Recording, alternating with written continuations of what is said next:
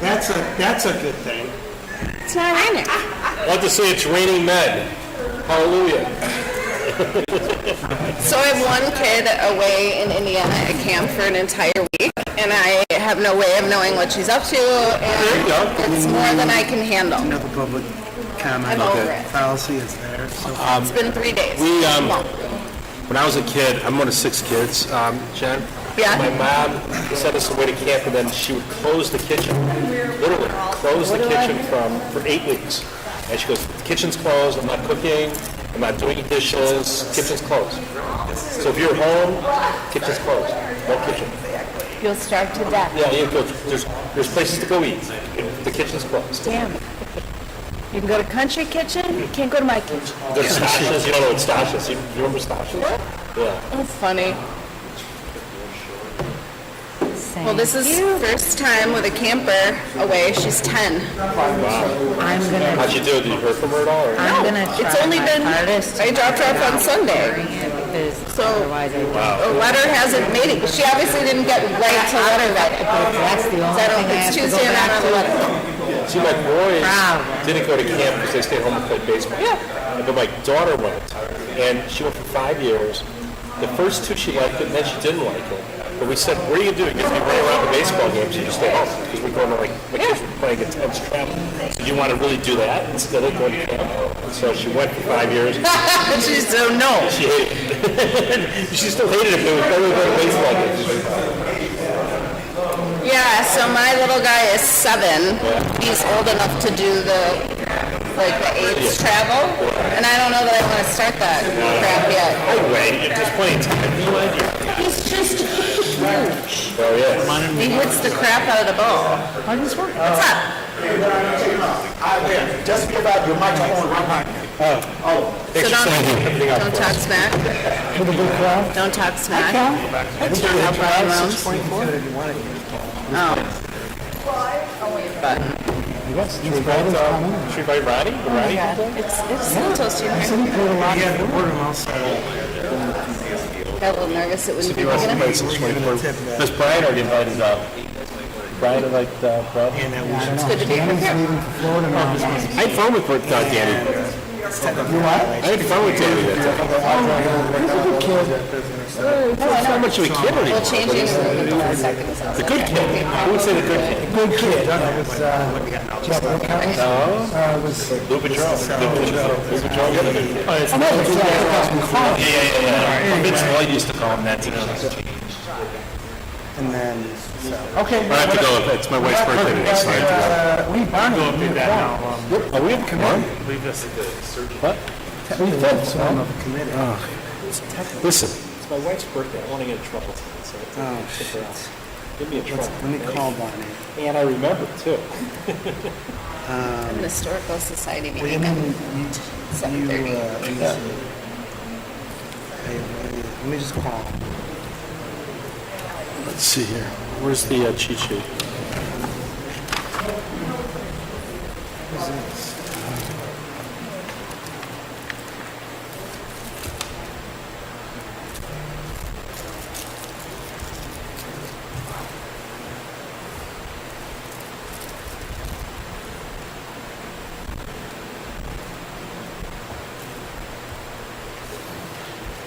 Hi. Are you on your way?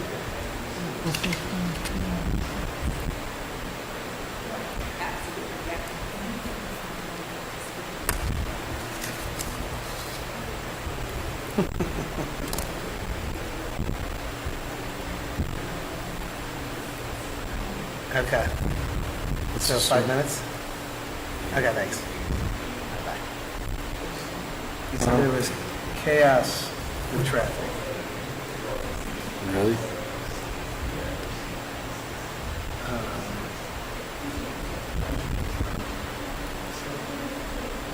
None of that.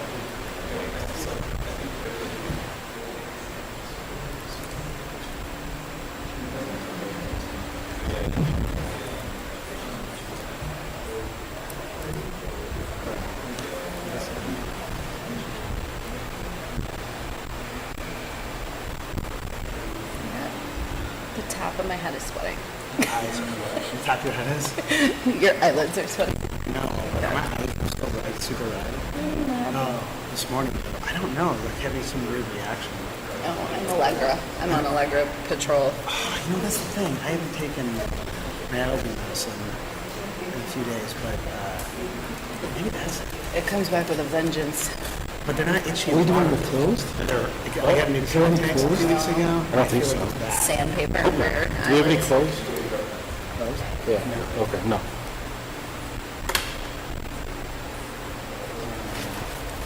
ACTA. We'll start in a couple of minutes. We're waiting for our esteemed president. So we can't do anything without him. Do I not count if it's not my technically my committee? Yeah, You know, it's hard to get good help on the park board these days. Yeah. Because I'm not on it. Oh, it is? So yeah. That's where Barney's coming from, you know. technically a quorum. How is this?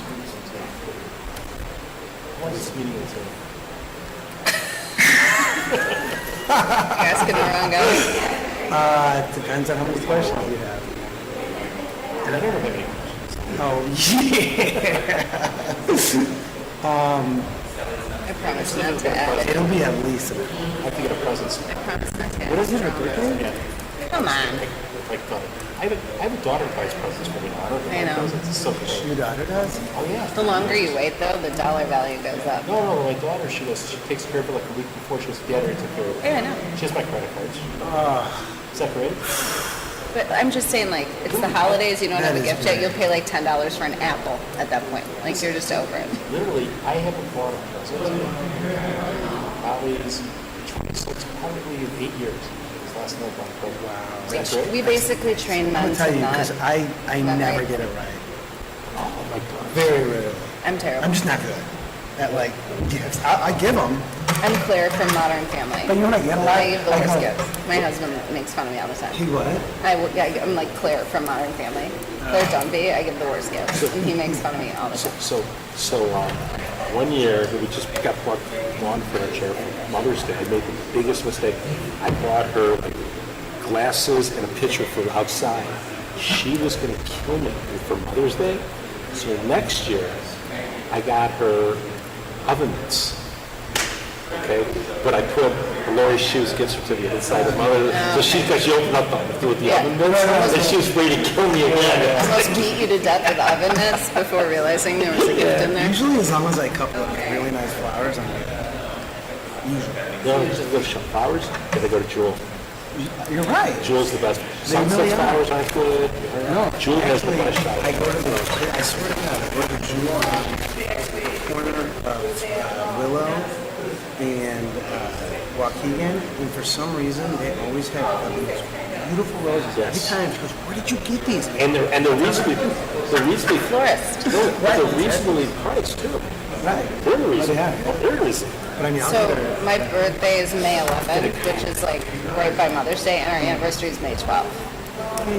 So by the time it comes like back, it's either jewelry or like here's a Burberry trench coat or a new purse. Like, I would say probably the first 10 or 15 years.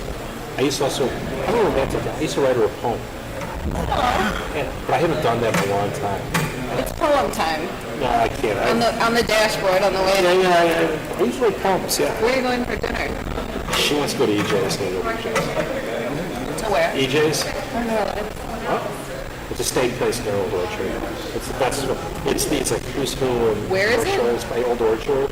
EJ's. It's you know what Gina Giorgetti's? Yeah. The Gina Giorgetti's clone. It's like Erie Cafes. Cute. It's the same Italian. You know, she wants the steak. So I go My kids are just getting old enough that one can stay home alone. So like we don't eat outside of Highland Park. I'll tell you, the biggest issue when my kids start getting older is that all of a sudden they start ordering off the kids menu. They go, whoa, things got expensive. It's like, My kids haven't ordered from a kids menu in years. yeah.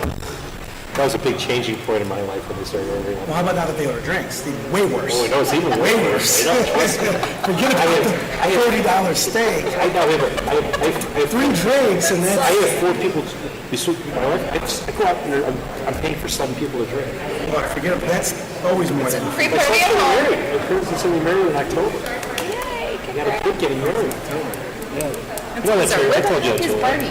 Joey's getting married in October. Yeah, where's the bachelor party? We already had it. We had it last week. We went to Madison. Yeah.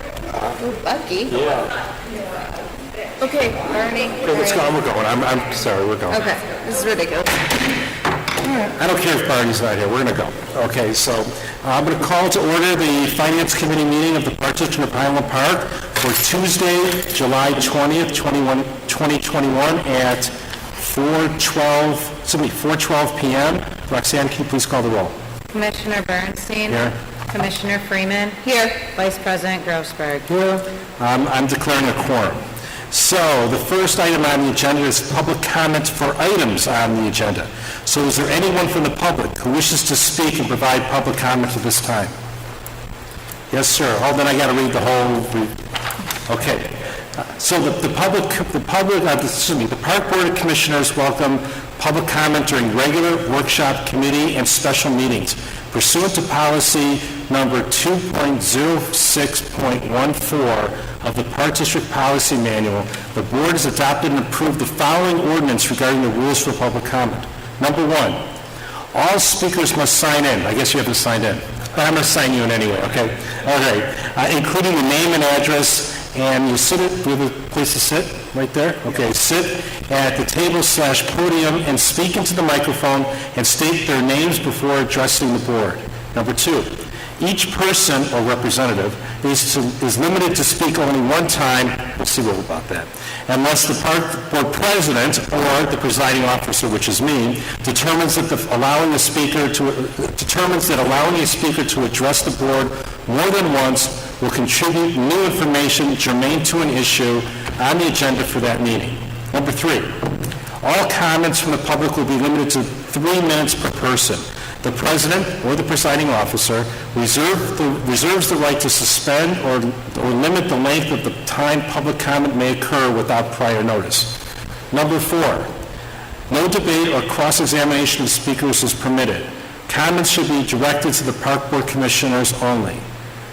Let the record reflect that President Ruttenberg's arrived at 4:13. Number 5, all comments must be civil in nature. Any person who engages in threatening, slanderous, or disorderly behavior when addressing the board may result in the loss of speaking privileges and possibly removal from that meeting. So, gentlemen, you're number 1. Well, why don't you come up, just identify yourself, so. Depends on where you're here. Are you here to speak on an agenda item? Yeah, on B, Park Avenue boating facility. Okay, why don't we'll give you 3 minutes now. If you want to speak later, we'll see how the meeting's going on, and we'll invite you back up. All right, and I'm James Martin, 232 Green Bay Road in Highland Park. Nice to see you, James. Okay, so I guess I wanted to hear how the meeting went first, and then kind of add some things. We were tasked with kind of finding out whether or not we could raise $200,000 in prepaid fees, and we definitely can.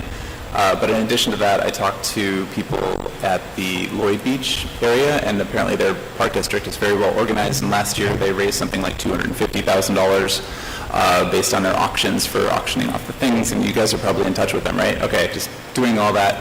And I had this idea that we should have a gala in January, and actually with that new design for Park Avenue, it basically auction off a bunch of these things, everything from sponsorships to sponsoring the barge and sponsoring benches and things like that, but also auction off some of these, spots. And I feel like doing something where, some of the spots go for auction this year and then some next year, and some are 7 years, some are 5 years, some are 3 years, some are 10 year, would sort of get things rotating in such a way that we could really fund this better, especially for these sort of maybe prime spots. We definitely do not want to limit it in a way that people cannot use the facility at all whatsoever, but to sort of bring people who really want to contribute, because right off the bat I said, yes, I would buy 2 spots for $10,000 each, prepaid 10 years, because I'll be here, but a lot of people plan to move soon. There's all sorts of different reasons why, you wouldn't want to commit or do that. And all of the questions that came up from all the people about spending $10,000 for 10 years on a spot, at the discount where, how would they transfer? So it's, can they sell the spot to somebody else? Is it a sublease for a very specific spot for 10 years? That's what everybody really wants to know before they make like the full commitment. On the other hand, at least 15 people were like, yes, just count me in. I would definitely do that. But beyond that, if there was some spots that were in a great position, you could sort of auction them and have people pay more. So that's just my recent thinking on that. I'd also love to just fill in those holes with some sand from my backyard that I'm trying to figure out how to dispose of, and then, allow the boats to drive down them. And it would be fun to get the sand ramp 2 feet wider so that I could actually put my jet skis in, because I have a double trailer, so they don't fit down this small opening they have. They have a big enough opening, but there's just the ramp is about 2 feet shy of actually being usable for my jet skis to actually load them in this beach, and towing them to Boyd Beach every day is really, really, really, really a pain from Park Avenue. Great, thank you. That's it. I'm sure someone took good notes, so we'll get back to you on some of that All right, stuff. thank you guys. Anybody else? Okay. Once, twice. Okay, next item on the agenda is the approval of the Finance Committee meeting minutes from June 14th, 2021. Is there a motion to approve the Finance Committee meeting minutes from June 14th, 2021? I reviewed them. They were correct. Anybody? I so move. There's a motion by President Lundberg, and I'll second that as the chair. All in favor, say aye. The ayes have it, and the motion carries. The next item on the agenda is the Capital Projects Funding Models Concept Plan Draft.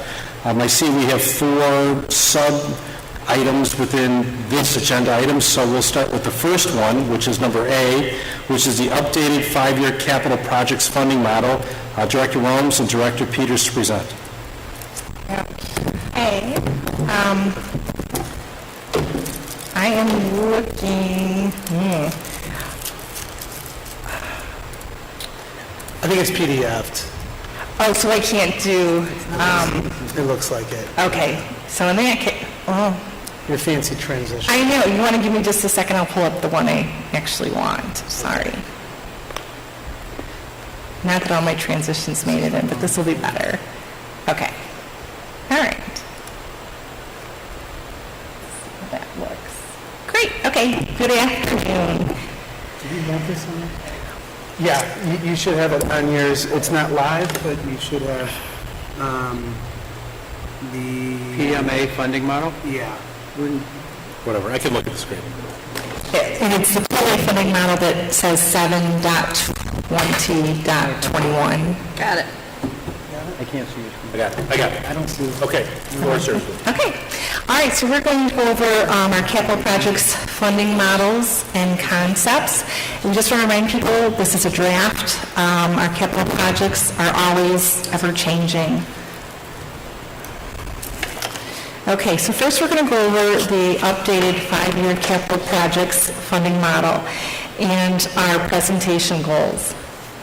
So first we're going to look at our funding sources that we have available here at the Park District for our capital projects. We're also going to touch upon our revenue policy as well as debt limitation laws. We have Bob Lewis here with us from PMA Financial Consulting, and he'll be giving a separate presentation that goes over some of the debt limitations on the district. We also have our updated 5-year capital projects funding model that we will go over. And then we also have a list of what we consider to be unfunded capital projects. And of course, it's not going to be a complete list, but just some of the things we'll be more familiar with. So first we'll look at our funding sources and policies. As far as revenue is concerned, we want to keep in mind that as a park district, over 50% of our revenue each year comes in the form of property taxes. During 2020, with the COVID, we took in 66% of all of our revenue came through property taxes. In a regular year, that's about 55%. We also then, of course, collect fees and charges for the offerings here at the Park District, and those come in at about 45% of our revenue during a regular year.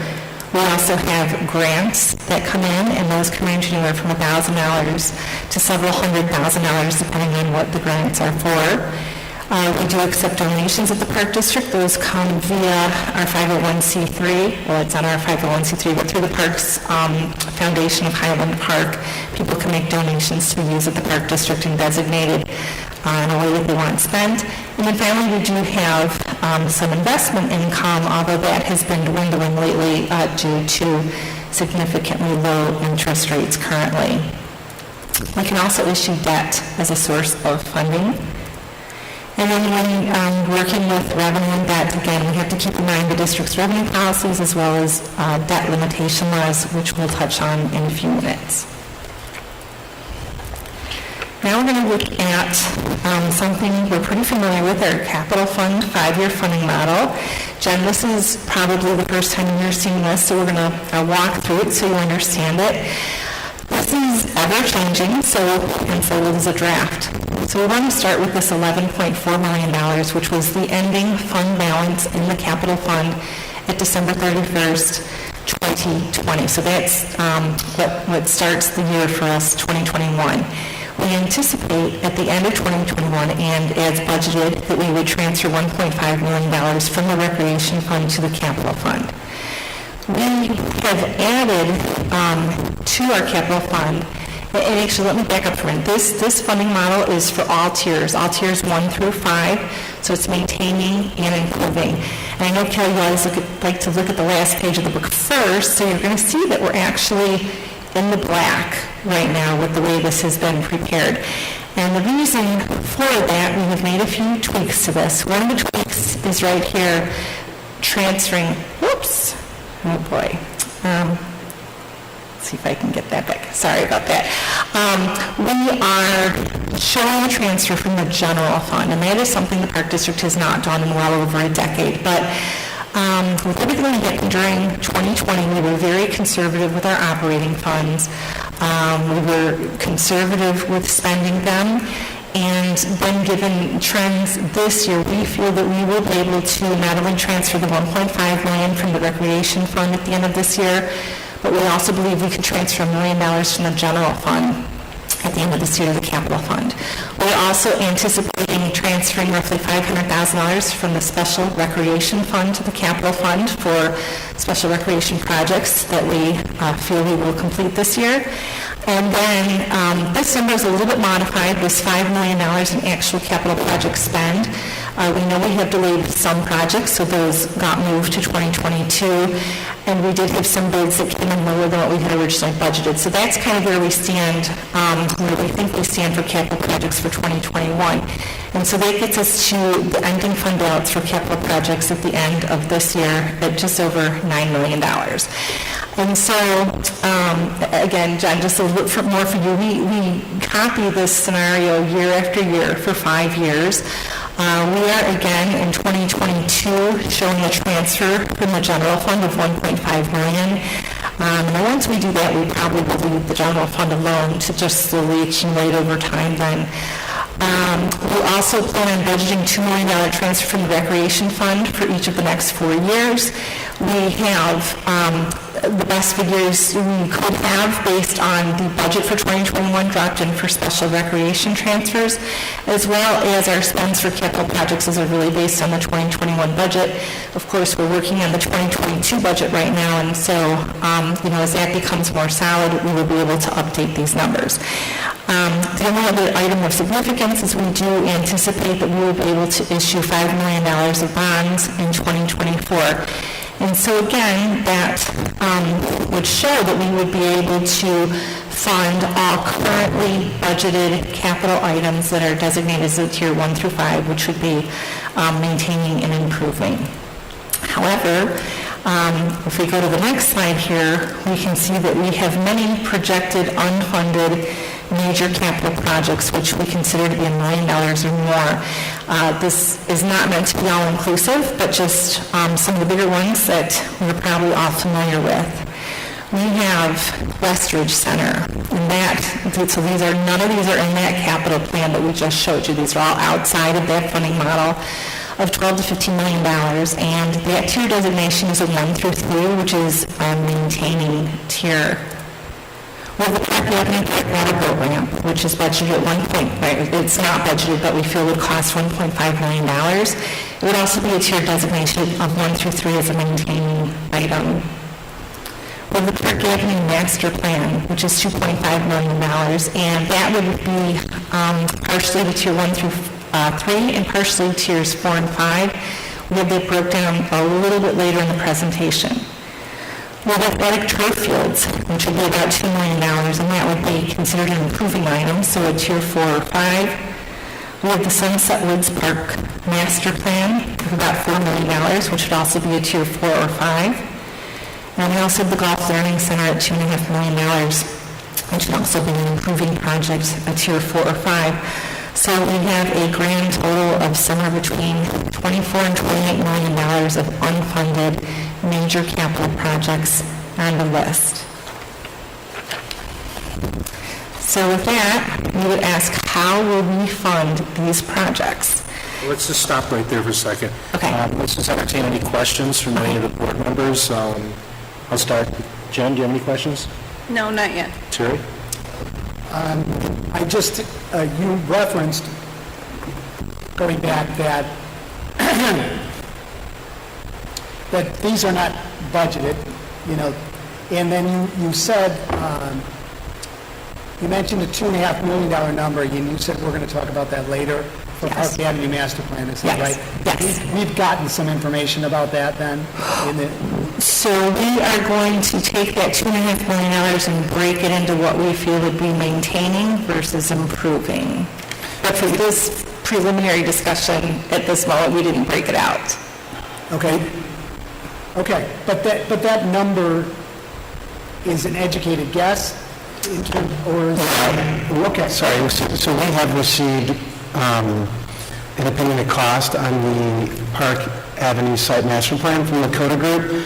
We met last week, and we're getting a revised copy back in the next few weeks, and then we'll talk about that next month at the Lakefront Master Plan, the Lakefront Committee Meeting, and then we'll talk about it again at the Finance Committee Meeting next month. So that is based on their opinion of costs for that site. Okay, that's just the first I've heard a number associated with that. Okay, thank you. Okay, thanks. Barney? No. Okay, just so we're clear, the slide before, which is the capital fund 5-year funding model, will you go back to that? Yes. So the capital projects that are listed, and that's roughly 5, 14, 23, 30, $33 million, those are part of the Park District's 5-year capital plan, correct? Yes, they're in the budget. Okay, so those are budgeted, and those are listed in the budget in our 5-year capital plan, Yes. and those are for maintaining. Okay, so then the next slide that you showed, those are additional projects that are currently not included in the 5-year capital plan as funded. Is that correct? Correct, they're not in there. Okay, so that's not part of the $33 million that the Park District is going to spend over the next 5 years for capital projects? Correct. Okay, and then we're going to talk about next and how possibly we can possibly fund those. Yes. Genius. Okay. Okay. Okay, now I understand. Okay. Okay. Anybody else have any further questions? Not yet. Okay, great. Okay, so as Cal just said, how will we fund these projects? Well, that takes a few steps to consider. First, we have to prioritize children needs. And then we have to consider maintenance items versus improvement items. We have a tiering system of our capital projects. Tiers 1 through 3 are maintenance, and tiers 4 through 5 are improvement items. And we have previously said we would like to usually focus on those tier 1 items first, as they're more critical in nature than going on down the list through our tier 5 projects. We need to consider revenue policies as we move forward. Which items are considered mission critical, which items will generate revenue, and so on and so forth. We need to consider our funding sources before we can decide which projects to move forward with. And as we pick different projects, we need to develop funding concepts for them. And then, of course, we need to update the 5-year capital plan with the 2022 budget. As we just said, those numbers we looked at are largely based on the 2021 budget, but every budgeting cycle of the year, those get updated. And so, with that, we've ended our first presentation, and wondering if you have any questions, which we may have just... I got a little ahead of ourselves. It's okay. It's all good. I apologize. It's okay. That's okay. All right. Are we done with A now? We're done with A and moving on to the Okay, park before we building. finish with A's, anybody else have any further questions? Anybody in the audience have any comments with regard to A? Let's push to B then. Okay. Park Avenue Boating Facility. Yes. Director Romes and Director Peter Cereza. Okay, so here we go. So the goals of this part of our presentation, are to look at the Park Avenue Working Group objectives, the immediate projects, which would be considered the breakwater, the ramp, and the site master plan, the anticipated funding concepts, and the next steps and timeline for these projects. So when we look further, we just discussed the breakwater and ramp replacement projects. So while we consider repairing those or moving forward with those items, we need to reflect upon the district's mission as well as our financial policies. We also want to make sure that we look at the Park Avenue Working Group's vision and try to adhere to that. And we also would want something that would provide us with long-term sustainability. We also need to work on a funding model, and we want to develop a funding model that is practical, realistic, and fiscally responsible for everyone involved. And we also want to try to come up with a funding model that supports the Park Avenue Site Master Plan. So the funding sources that we feel would be appropriate for the Park Avenue Boating Facility are user fees, donations, grants, and potentially some sort of debt issuance that would be supported by user fees. So if we look at the immediate unfunded Park Avenue projects, so these were listed on that slide we just looked at a few moments ago. We have this anticipated cost for the breakwater and the ramp of $1.5 million. We have the south parking pad repairs of $150,000. We have the North Shore Yacht Club improvements for $100,000. The North parking lot and the ADA boardwalk at a little over $860,000, coming to about $2.6 million of projects that would want to be done in the next 1 to 2 years. As far as anticipated funding for those, we are looking to issue debt for $1 million, which will be supported by user fees down at Park Avenue. We have thoughts of applying for the IDNR Boat Access Grant for $200,000, the IDNR OSLA Grant for $400,000. We would look for private donations of $300,000, and then we would look to the Park District of Highland Park Capital Fund for $700,000, and so that would bring us pretty close to the amount of anticipated costs for the immediate unfunded Park Avenue projects. So let's look at the Park Avenue funding concept, which includes user fees and a loyalty program. And we'll start looking first at the loyalty program. So we're looking at 10-year license agreements with power builders. We would ask that they deposit $10,000 with the Park District, which will be due in January of 2022. And we ask that the minimum target goal be 21 agreements. This agreement provides a 45% discount off regular rates for the next 10 years. We're also looking for 10-year license agreement for personal watercraft users, and we're asking for $5,000, also due in January of 2022, and our minimum target goal there is 3. And this will provide a 30% discount off of the regular rate over the next 10 years. For the North Shore Yacht Club, we would ask for $20,000 per year for 10 years in addition to the annual license fee. $10,000 of that would support the new breakwater, and $10,000 would support initial building improvements. I would also like to take the lakefront decals that we have started selling this year, take 10% of the revenues from there and allocate it to the Park Avenue building facility. And then we hope for additional user fees. We're looking for 8 additional annual pass holders for power boaters and 3 for personal watercraft. We're looking for increased sub-storage from 22 that we have right now to 34. We're looking for increased small craft storage on the south pad, which is currently at 9, and pulling it up to 12. Daily launch fees, seasonal launch pass holders to start paying, and a 10% launch improvement fee added to seasonal pass holders for the next 10 years. So these are going to be our next steps now from our projected timeline. And again, this is a draft. We want to approve the Park Avenue lease agreement with the City of Highland Park at the August 10th Park Board meeting. We would like to review the Park Avenue breakwater ramp pre-engineer plans and site master plan at the August 17th Lakefront Committee meeting. We want to review the Park Avenue funding concept and site master plan August 18th at the Park Avenue Working Group meeting. And then we would like to get consensus for the Park Avenue funding concept at the August 19th Finance Committee meeting. We would like to approve the Park Avenue breakwater ramp Phase 3, which would be the final engineering at the August 27th Park Board meeting. We'd like to approve the IDNR grant applications also at the August 27th Park Board meeting. We need to have those loyalty club commitments by January 2022. And at that time, we will approve the $1 million debt issuance also in January of 2022. We have hopefully positive grant award announcements, winter, spring 2022. We will be working on our breakwater and ramp project bids in spring of 2022, and then we will work on the breakwater and ramp site improvements 2022 into 2023. And again, this is a draft that we're trying to work with to move forward. And so with that, I would ask if you have any questions on this part of the presentation.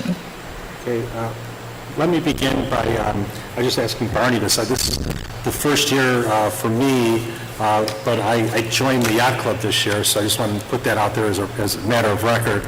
I don't think we're voting on anything tonight, so I'll consult with Corporation Counsel how that impacts my ability to consider these items, but I just want to put that out there. Terry, I'll start with you this time. Questions? A couple of questions. If we go back a couple of charts, once again, a number in the immediate unfunded Park Avenue projects, a chart, slide there with the 3 votes. I'm seeing numbers again for the first time, and I'm just wondering, again, best guesses, or is this something, and Brian, it was a little hard for me to hear you when you were saying before, so just for example, the north parking lot, the 88 boardwalk, $860,000. Can you tell me about that? Yes. So these are the ability costs that Lakota gave to us. Obviously, we are not going through the entire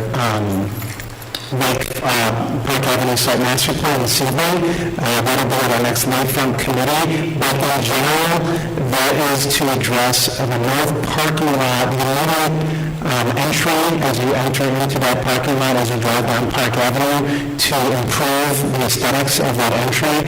It also includes an ADA pathway from the parking lot that leads to the beach. And then from the beach, there is an ADA boardwalk that goes across the beach to the south parking lot, or really to the south driveway on the north side of the water treatment plant. And then there is a painted overall accessible path that leads to two designated fishing areas. Again, I don't have the map here, obviously, but it leads to two designated fishing areas along the parking lot area there, and then it leads to the new breakwater and boat ramp and it would also lead to the North Shore Yacht Club building. So the significance of that project is accessibility from the north to the south, as well as ADA accessibility, and it also enhances the experience for the general user on the north beach, and then it adds those fishing, designated fishing areas to add a recreational benefit. And this is, at this time, a very good candidate for the OSNAP grant, so we're still in the process of talking with IDA about our grant application, but this is one of the considerations. Thank you. And building on the OSLED grant, you have two different ones there, and is it entirely reasonable to expect to get both of those? An expectation of it, I would say we have a high probability of receiving the boat access grant because it's specifically entitled for boat access, and obviously we don't have boat access right now because of the concrete ramp. The OSNAP is very, very competitive throughout the state of Illinois. We think we have a good application and we think we have a good project, but again, it's very, very competitive, so we have to put together a very good application, obviously, and so we'll work with our staff. We'll obviously be working on that. We'll hopefully get some assistance from the city as well, and we'll talk to our legislators, local legislators about assistance with that application, and we'll talk to ID&I, but it's very competitive. And my last question is going back up to the top of that page, is the south parking pad repairs and the North Shore Yacht Club improvements. Do those numbers also come based from Lakota's study? Yes, those are estimates. So the south parking pad repairs are actually an estimate that we received from Smith Group a year or so ago. That estimate has not been engineered, and there are a variety of different options between the armor stone. Of course, in the past, we've talked about trap bags as well, but it is to not only repair the portion that has been damaged due to the high wind levels and the storms, but it's also to protect it as we go forward. That's what the $150,000 is for.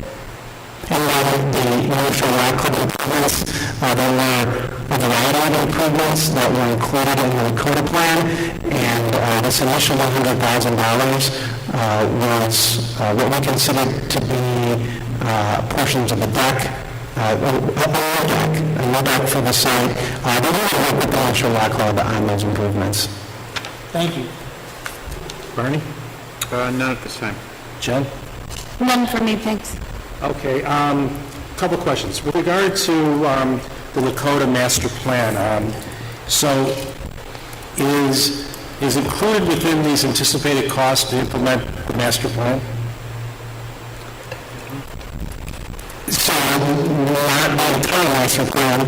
This is the only 100,000. So I think the number that was on the previous slide was $2.5 million in total for the site master plan. On top of that is the $1.5 million for the barge, for the bridge. Let's break that up a second. So how much of the Lakota master plan is unfunded based on what we're looking at right now, the anticipated costs?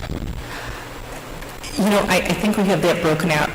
I know we have it broken out further, and I don't recall the number off the top of my head unless you do, Brian. Okay. I know there's $1 million of it in this plan, right? About $1 million. What's the total amount of the Lakota master plan? 2.5. And how much is included within this plan? 1. So there's $1.5 million that's unfunded.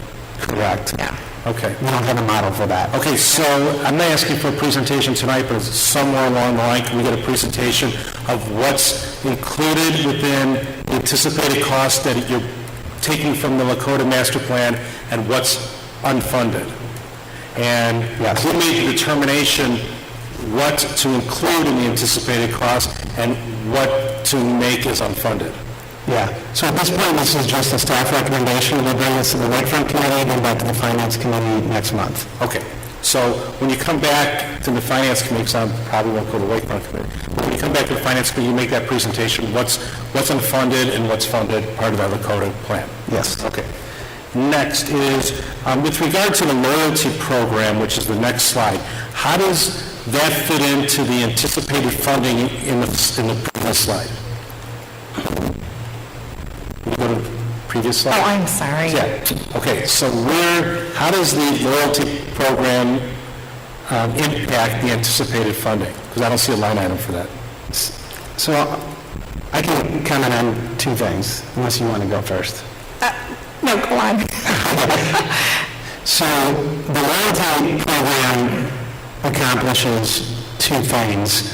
It helps to support the $1 million debt issuance, which Peter will talk about this. We'll talk a little bit more about what that looks like. But if we are to receive a $1 million debt issuance, the loyalty program helps to support that payment. But one of the most important things that we heard from our discussions in park board meetings in the past was to ensure that there's going to be long-term viability and sustainability of the site. So there's going to be long-term users at the site. So the loyalty program, by committing to 10 years, gives the park district some confidence that there's going to be users who are there that will be able to pay back this debt issuance. Because if we don't have users, we don't have money to pay back the debt issuance. So let me break that down. So the loyalty program does two things. Number one, it provides a commitment from the building community, a sustainable commitment showing that there's going to be a building activity or interest, a use of that facility by the builders for the next 10 years. Correct. And then the second goal of the loyalty program is to help fund the debt issuance to retire that debt. Does it fund the interest? Does it fund part of the principal? Or are we going to hear a presentation about that soon? It includes the principal and interest payoff, and he will go over that, what that debt issuance looks like. So we're going to talk about how that loyalty program helps retire the debt issuance, that $1 million that you're proposing for the anticipated funding. So that's where the loyalty program fits in. Yes, and what I add to that is it's not, the debt issuance is not just solely paid back by the loyalty program, that's one component. Then there's the other items that were on that other slide, such as the parking fees, the building fees, the launch fees, all the fees that go into the general operations. That surplus revenue is intended to pay off the debt issuance. And are we going to see those projections? So to make sure that, we're talking general terms, are we going to actually see a model showing how those additional fees and fees basically are going to help support and retire that debt? We have actually a 20-year projection model that we can share at the next Finance Committee meeting. Okay, so the next Finance Committee meeting, I'd like to see that. Okay. All right, lastly, going to the next steps and projected timeline. Where does that loyalty program fit in? Where are we going to be taking the temperatures of the voters and whether they're going to participate in the loyalty program? At what point of these decisions that need to be made by the Park District and the board, where does the loyalty program commitments fit in? So we will discuss it at the Park Avenue Working Group meeting in August. And at this point, we believe the way that we projected this concept is that they would have to make the $10,000 payment by January before we do the debt issuance. So there will still be some risk on the Park District by applying for grants.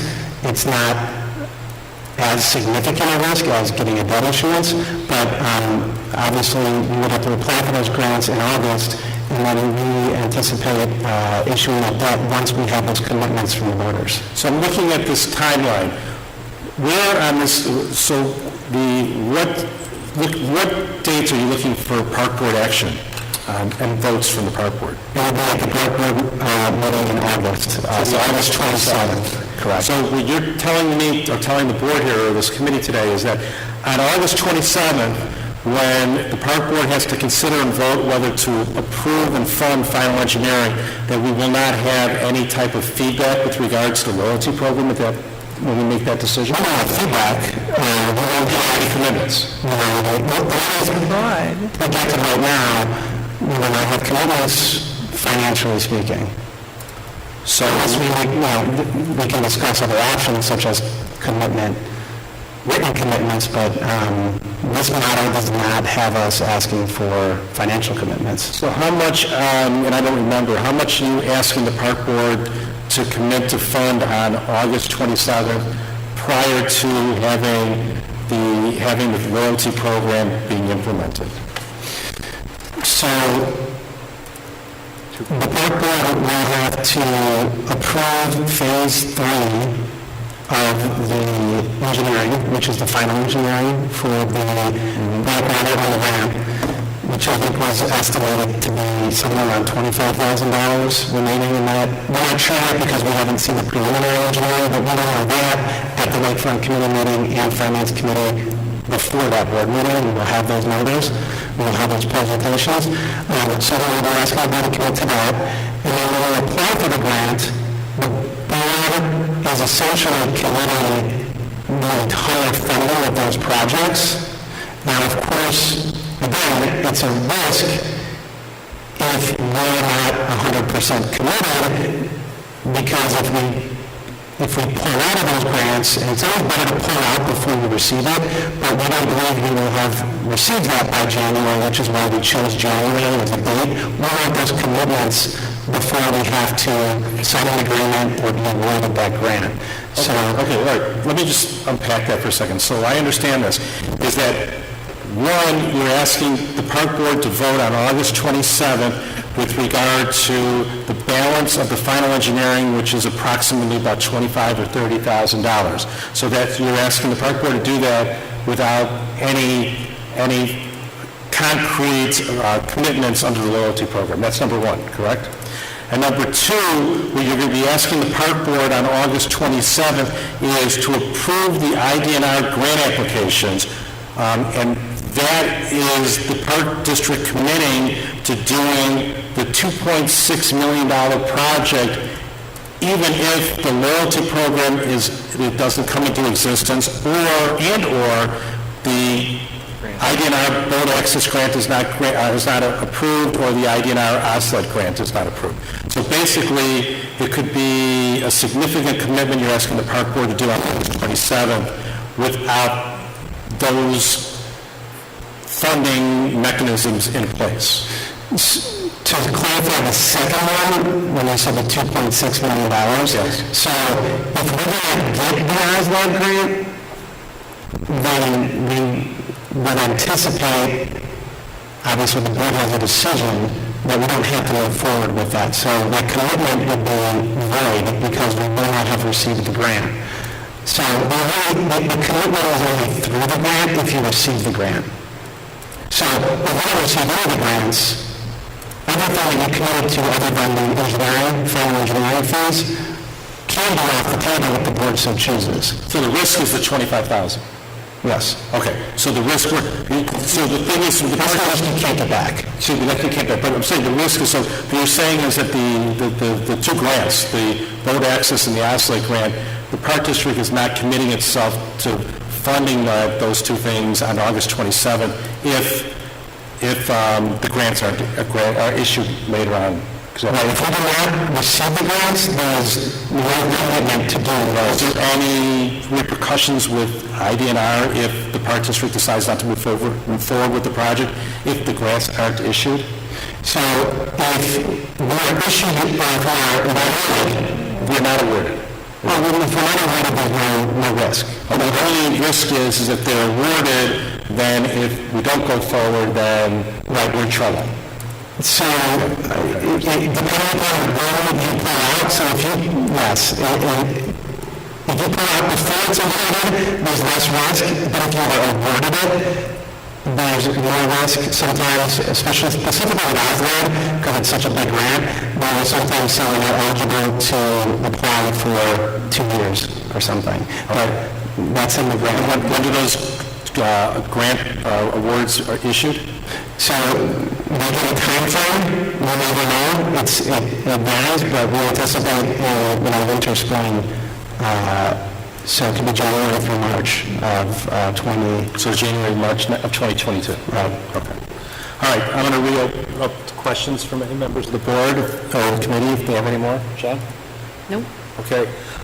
Since we completed this, is there anything else with regard to Park Avenue boat launching facility? Well, when Bob talks a little bit, we're going to move on to Westridge for a couple Okay, minutes. before we do that, I'll just open it up to the public. If anybody wants to make any comments with regard to anything that they've heard with regard to either the 5-year capital project funding model or the Boat Avenue, Park Avenue boating facility. Is there any public comment with regard to this? All right, Gene, why don't you come up?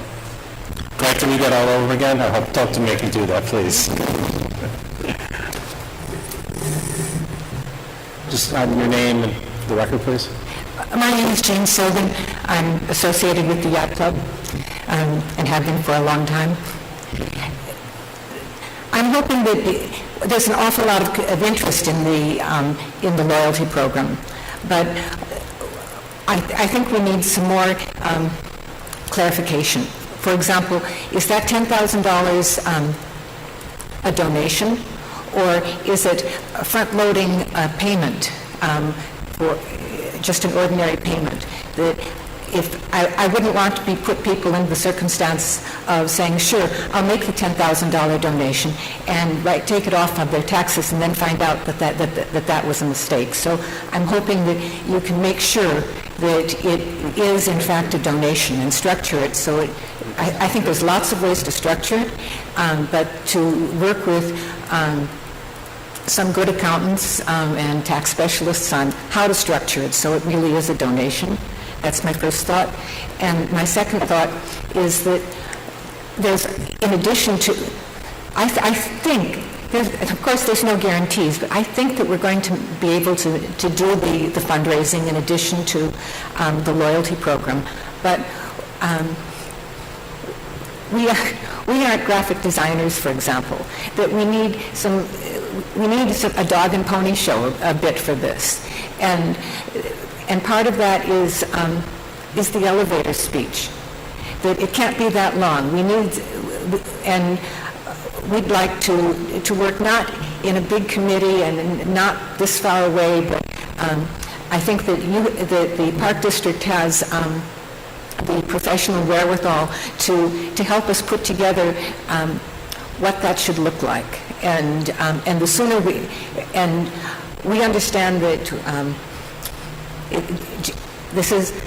this is a big leap to get all of this in place by January. So the sooner we could have, and I'm imagining that we can't really do that until after August 27th, but as soon after August 27th, we really have to be ready to hit the ground running on our side of the fundraising, and that after August 27th, even a 1-month delay makes it harder is setting us up for failure, and we don't want to be set up for failure. We want to be set up for success on this because we think we can do it. Okay, here's my suggestion.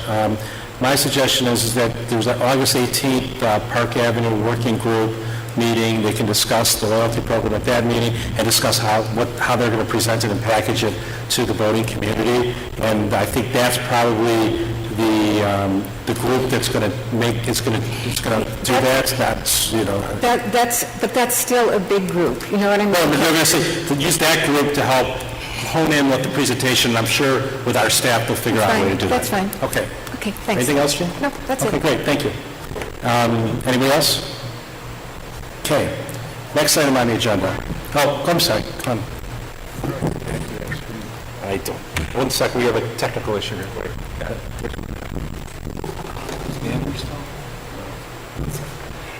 How do I get back? This is our second meeting with our iPads, so we're still trying to figure it out.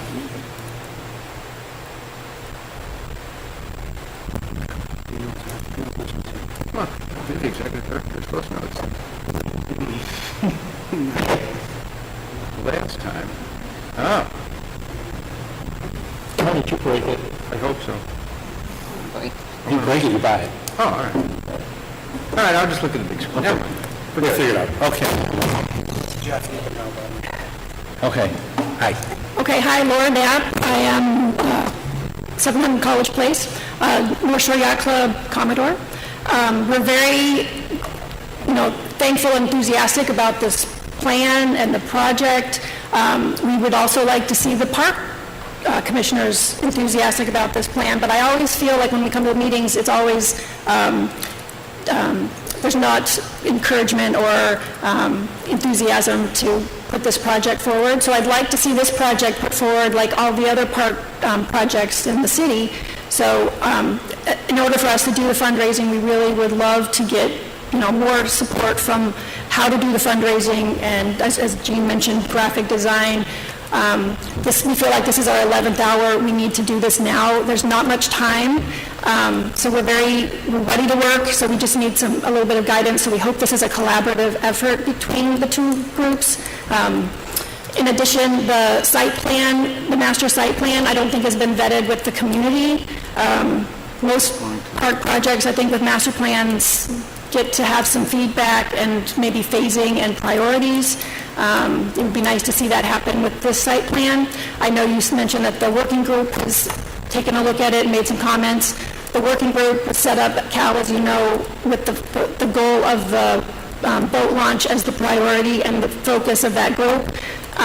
We might need to bring in other people to really look at the whole plan and make sure it's the right plan. It is a broken amenity, that boat launch. It would be right to prioritize it higher. And then finally, the loyalty boaters, they're here, but they haven't been supported or using this facility for at least 7 or 8 years since the water treatment plant was done. How can we get their names, their numbers? Is there a state license registration where we can get the local boaters that own boats and somehow promote this to them? I think a lot of people were driven away. They either they launch out of Waukegan, or they just have gone to other sites.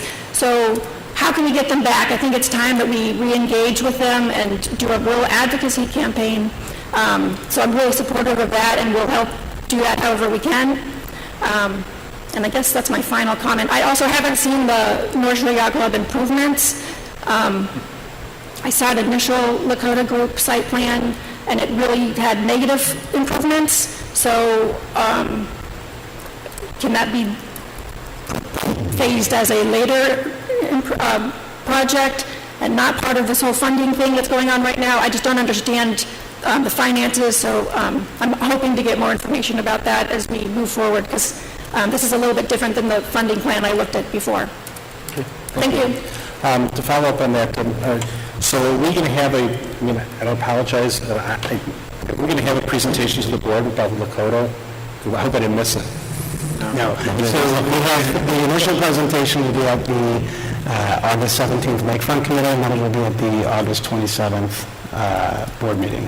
Okay, so then obviously that'll be published, and it will open up to the public at that point, so they can come and make comments with regards to Lakota's plan. Yeah, just since you asked about the public, so the plan was based on the previous Lakefront Master Plan that included significant public input specific to each site.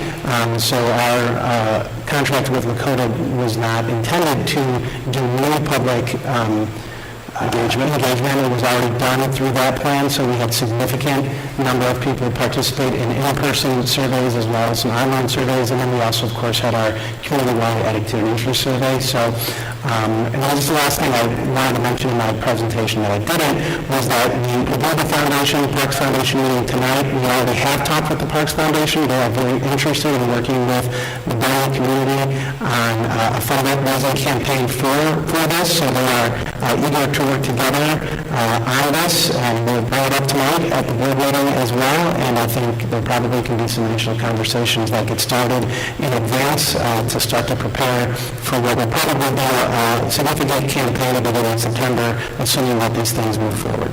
Okay, so Laura, to answer your question, though, I haven't seen the Lakota master plan yet. It hasn't been presented to the board yet.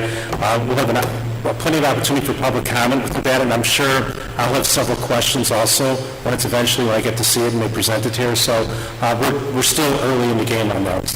We're in the first or second inning with that. I always use the baseball analogy, so we're early with that. Okay? Come on up.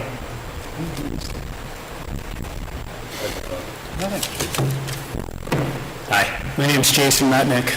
Not really here on behalf of anybody except myself, and I'm a powerboat user and use the lakefront quite a bit. And I didn't see modeling on any of these slides for how we came up for future daily user fees. And I'm mentioning that because when I go to the other beaches and I compare it to our beach, I think that we have a very strong competitive advantage in Highland Park for how we're set up and the number of outside individuals who want to do things on a daily basis at the lakefront with a powerboat and pay fees compared to, for example, Lake Forest is cut off to people out who are not Lake Forest residents. In Winnetka, there's very little storage, and it's kind of a pain to do, powerboating just for the day there because they have a limited area. And in Highland Park, we have an advantage where we have a lot of storage, and it's very convenient. And I think it's probably one of the best spots all along the North Shore that would draw from several communities. So I'm not sure how we're coming up with any of the future daily user fees and what modeling was done for that, but I would take a closer look at that because it seems to me that that's underrepresented for future revenues and that a lot of this project, is going to generate more interest than I think is being shown in that particular model. So that was my only comments. I thought it's a pretty good model otherwise. I'm going to get your name. What was your name again? Jason Metnick. Thanks, Jason. Yeah, thanks, Jason. Thank you. Okay, anybody else? Okay, next item on the agenda is... I'd like to respond a little bit. Okay, sorry, Barry. No, that's all right. I was trying to decide if I want to say anything or not. Okay. One of the key elements here that we're talking about is that Lakefront Master Plan for Park Avenue, which has not been distributed to the board. We haven't had our full input on it. To me, taking Park Avenue as a whole is an incredibly useful tool for our community. It's not just the boat launch ramp, but it's the other side where people go for passive activities. So the $800,000 that you saw in that budget item, that's a critical element to doing anything there. We can't do it in piecemeal.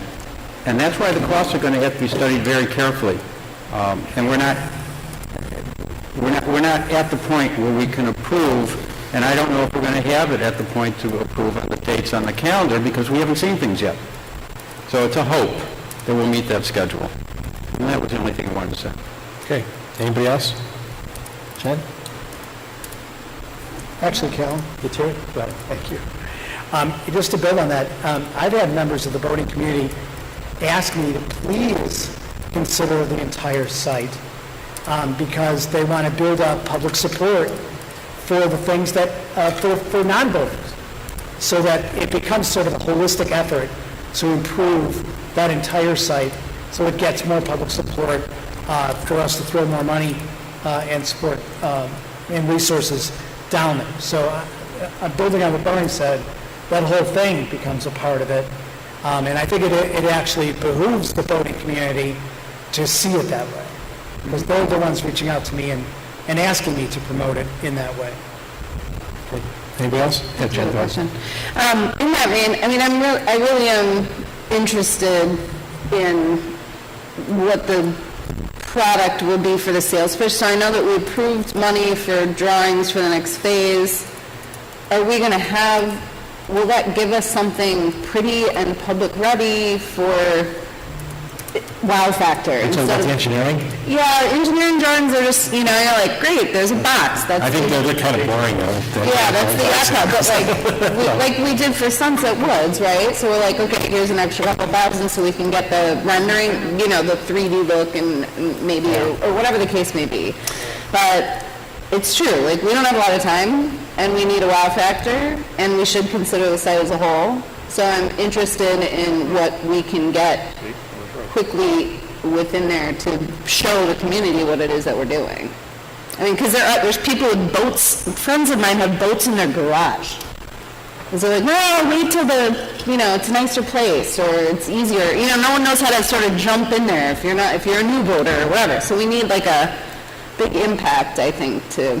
So here's my suggestion. I'm not the president, so I'm just going to make a suggestion, is that at the August 10th Park Board workshop meeting that you put on the agenda, not only the lease agreement with the City of Highland Park, but also just give us a peek under the tent, so to speak, with regard to the loyalty program presentation, how you're going to market that and sell that to the community.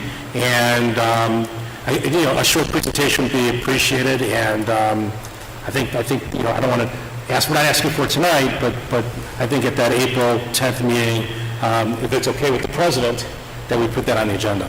That would be a great idea, Cal. Okay, thank you. Okay, next item on the agenda is the Westridge Center.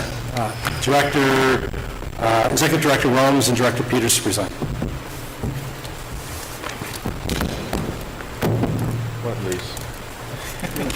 Okay, now we are going to take a look at another item that was on the unfunded project list, which would be West Ridge Center. And so staff is looking for a new center to address aging infrastructure.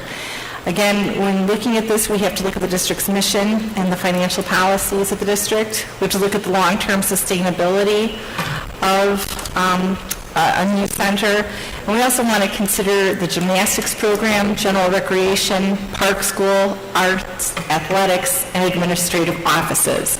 The funding model for a new Westridge Center would address the current capital maintenance of about $3 million that sits in the five-year capital plan that we just looked at a few minutes ago. So it would pull that $3 million of expense out.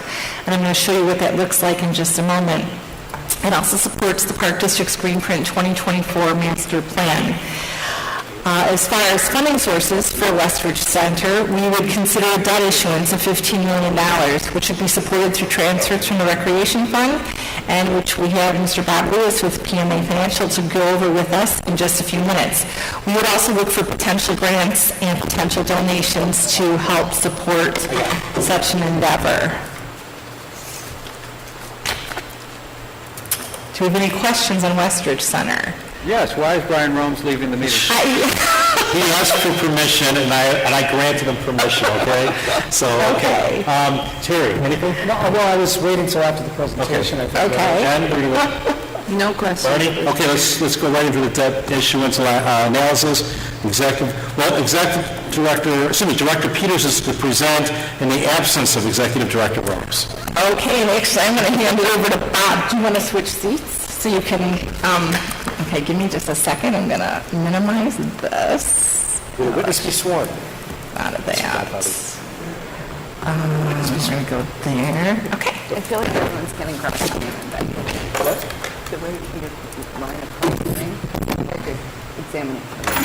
I'm not even a litigator.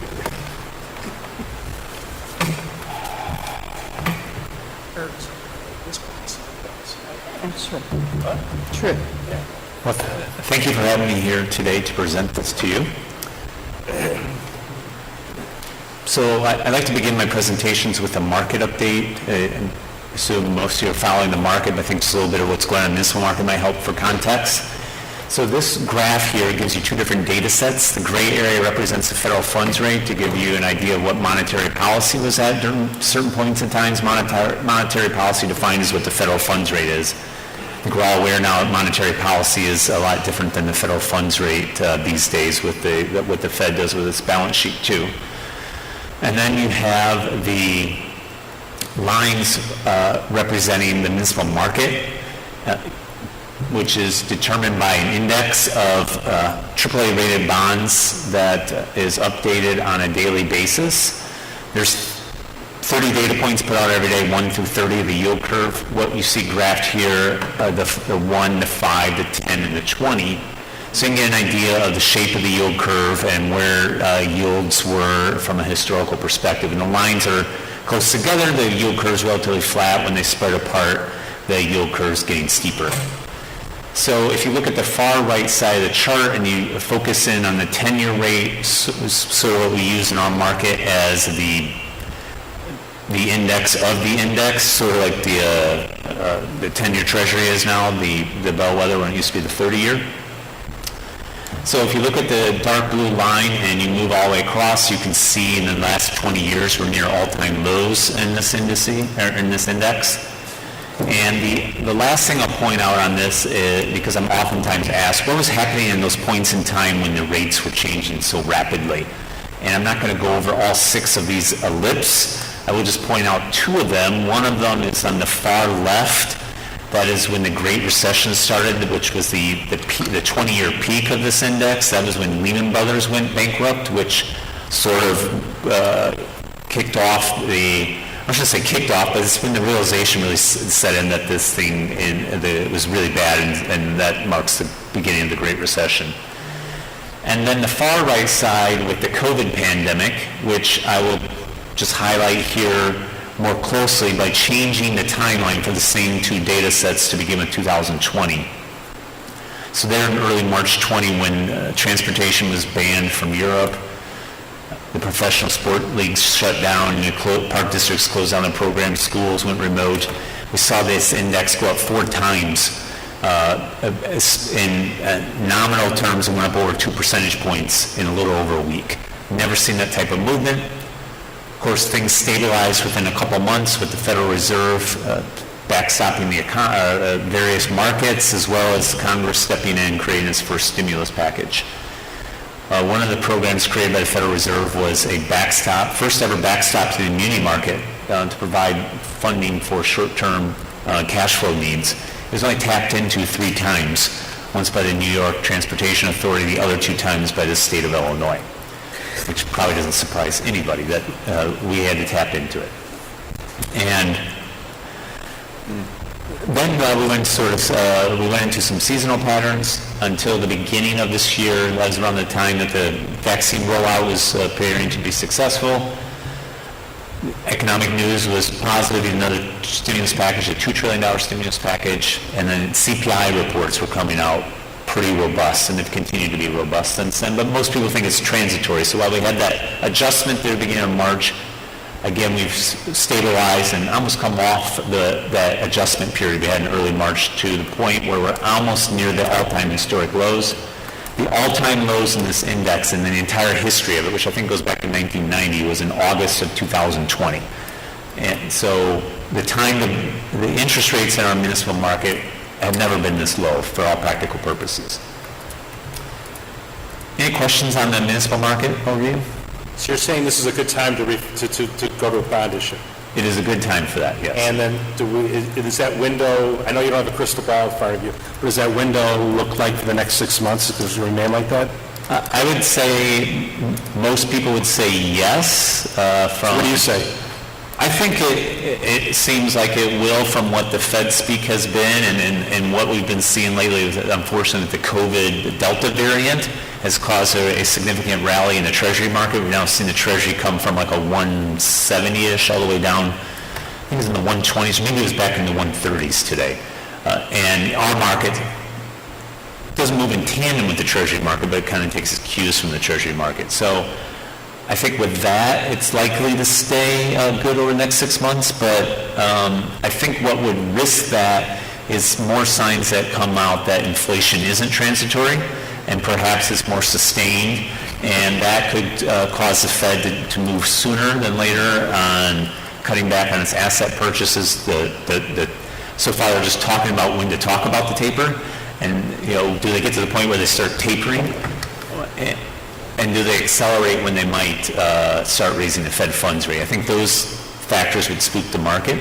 So my gut says over the next 3 months is probably safe. Getting towards the end of the year, when something surprises the market, that's when you see one of these 6 things occurring. That nobody predicted what would happen in 2016 with the presidential election.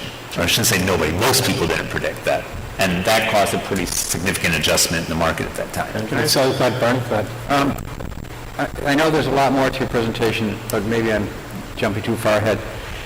Okay, so we're at a real low point, and we could get a real good interest rate if we go to borrow. That says to me we should go big. If we need $20 million projected out for 3 or 4 years on our ability to pay for it at this rate, we should do it, as opposed to, we need 14, we need 15, we don't know where we're going to be in 5 years. But I wrote down a number that says we need like $27 million, given our capital plus the needs that we have that are known, and we call them unfunded, but they're there. And so am I wrong that this is the time we should go big? from a pure interest rate perspective, I would say you're not wrong. You know, some things you have to be aware of, though, are the IRS's expectation, or the IRS has a rule in order to sell tax exempt, you have to have a reasonable expectation to spend 85% of whatever you borrow within 3 years. So you may be able to do that, because when you borrow funds, I always recommend my clients spend that money before you spend other monies, except for grant monies or something that you have to spend on it. So you meet that expectation. And then those other funds the other funds that you have there's no strings attached to them. You can redirect those easily. Said another way, if we have $13 million in our bank account, and we know we need another $13 million, borrow the $13 million right now and use the debt money, and then we'll catch up with the other programs. Well, and it also, the other point to make is the funding source to repay those. You know, right now... Oh, that's their job, I don't know. Right. You know, so I think there's a way to address what you're asking when I get to the actual visuals, and it'd probably be a good time to revisit it then. Okay. Okay, anybody else? Jerry? No. Okay. John, wait, is this a good time to refinance your house?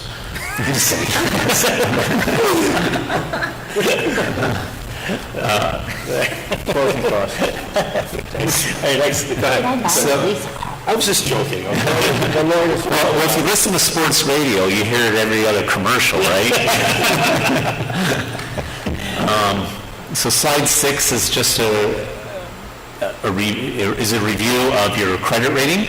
So your credit rating is AAA by Moody's. It's the highest rating. There's 4 different rating agencies. There's only 2 that are primarily used by local issuers, Moody's and S&P. There's really no reason to switch because you already have the highest rating from Moody's. The other 2 are used primarily by the larger issuers, cities, Chicago's, and the states, and the transportation authorities. So the credit rating is like our individual credit score, of course. The better your rating, the lower your interest rate.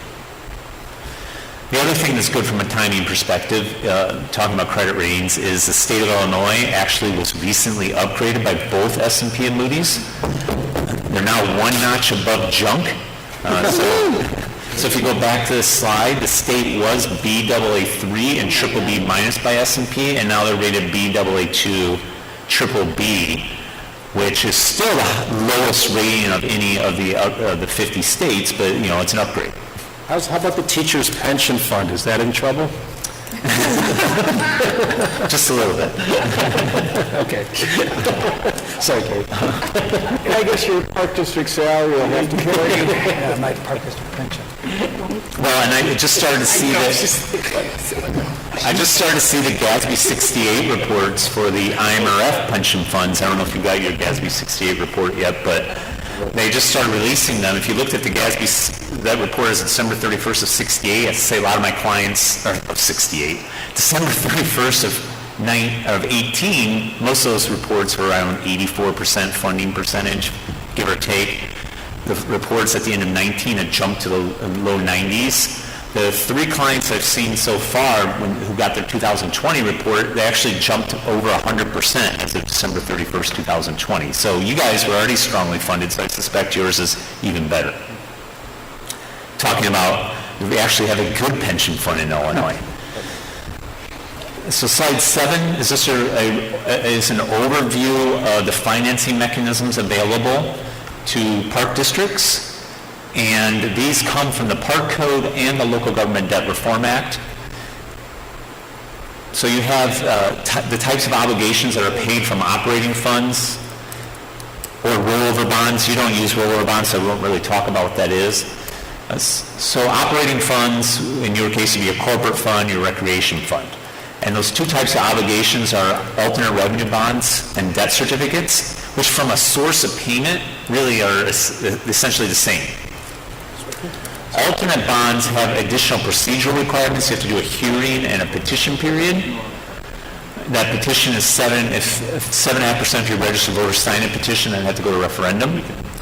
The debt certificates have neither the hearing or the petition period, but they do have a slightly higher interest rate of about 5 to 10 basis points.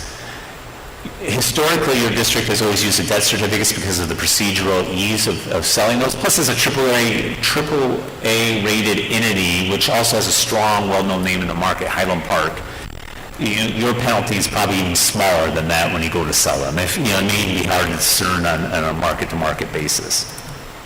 So you currently have 2 debt certificates outstanding, the 12 and 13 debt certificates, which are paid from your recreation fund. Is that correctly? They're paid in the debt service fund, but transfers from... Oh, the general fund. Okay. And we're going to talk more about those debt certificates here in a moment. Before you go, I just want to cut to the chase. So, over the last 5 years, your predecessors, and the finance directors, they've shown us funding models, how to fund our projects.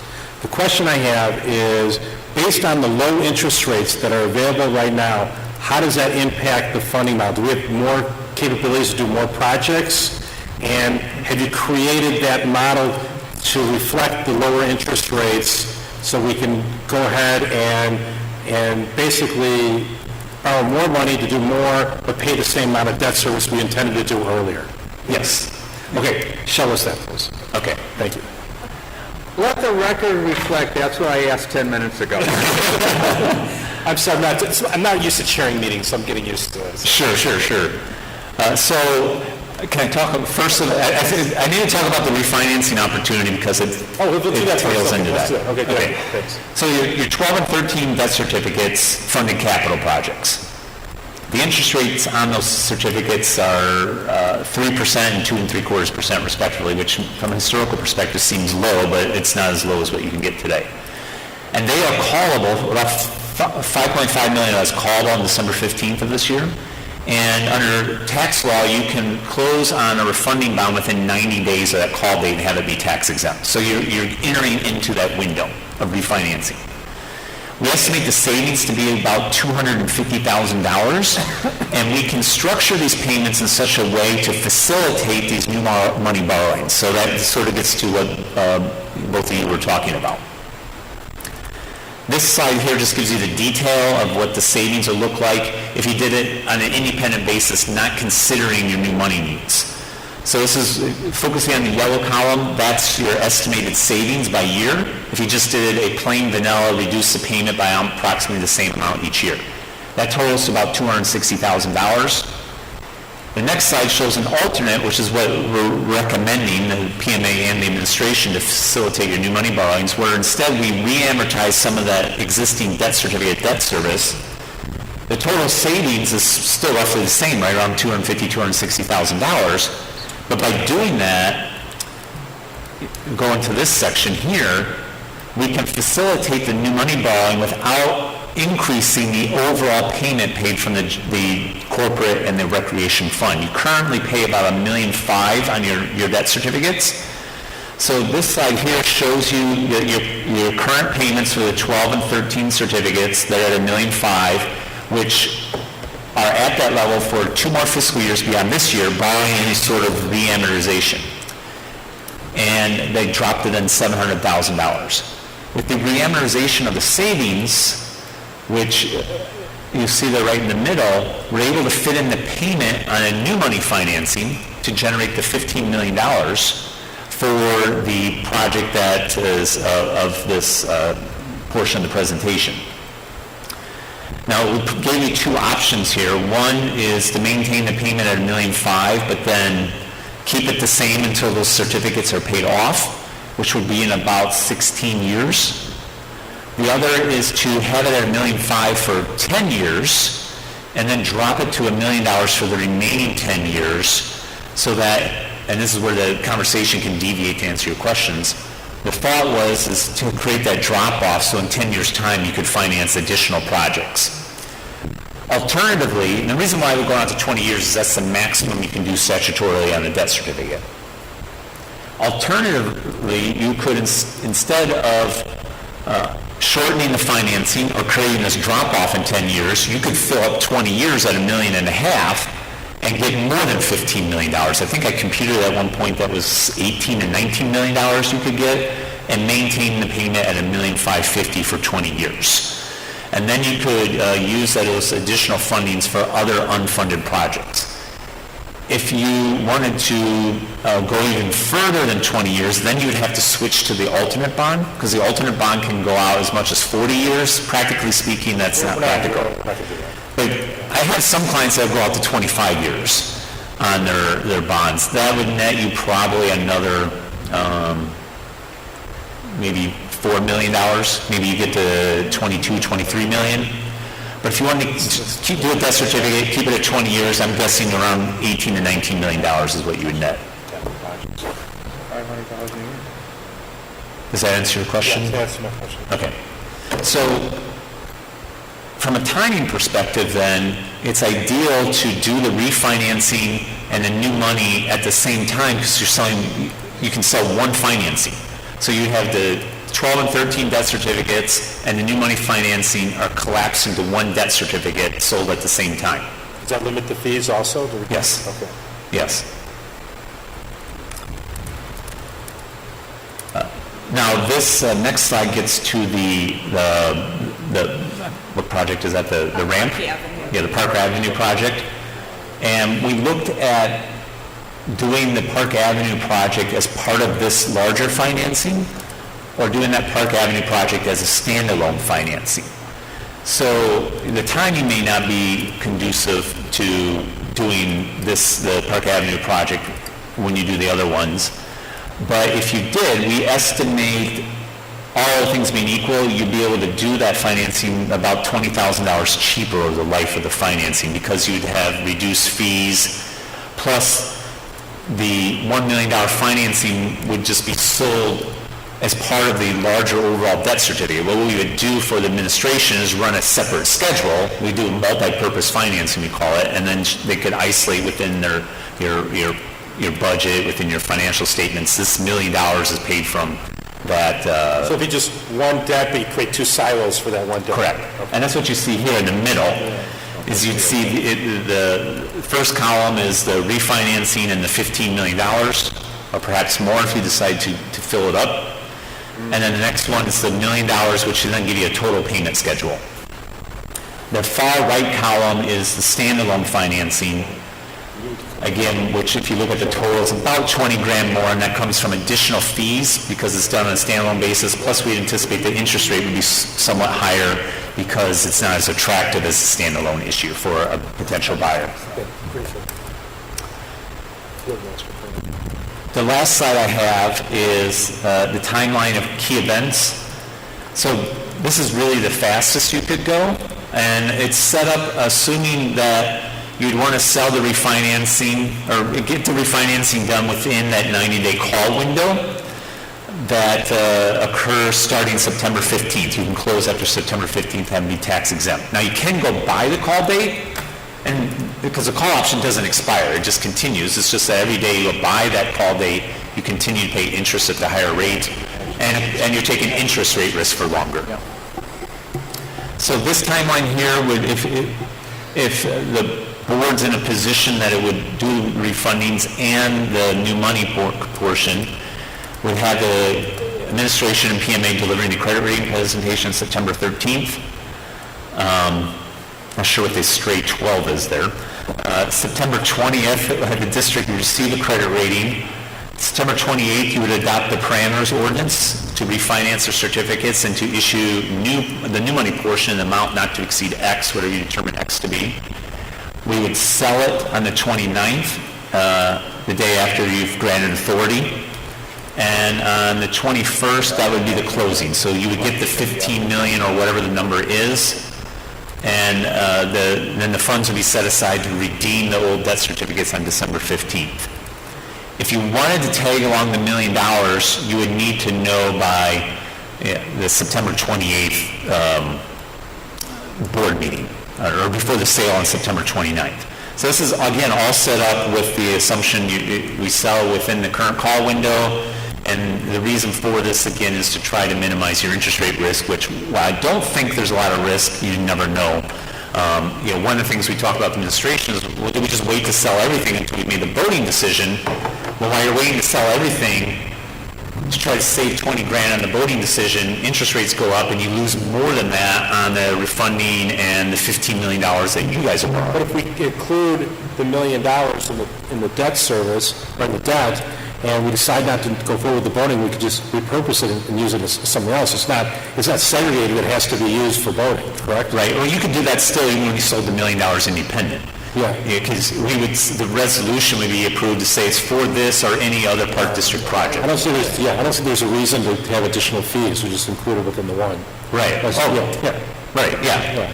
Okay. So then it's just logistics on our end to say we're going to use it towards something else if we don't get... Yeah, of course. Well, the only thing that might be different if you knew the answer is, on this slide, if you structured it assuming you're going to pay it back over 10 years, you would increase the payment from $1,550,000 to $1,650,000, so then Mary Lynn would have to be comfortable that she could absorb the extra $100,000 payment if those fees didn't come in to make the payment.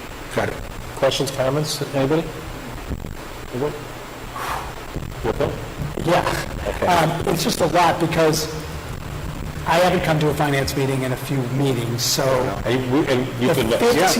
We've missed you. The 15 million number, and I've seen 26 scribbled at me, and 13 and 15.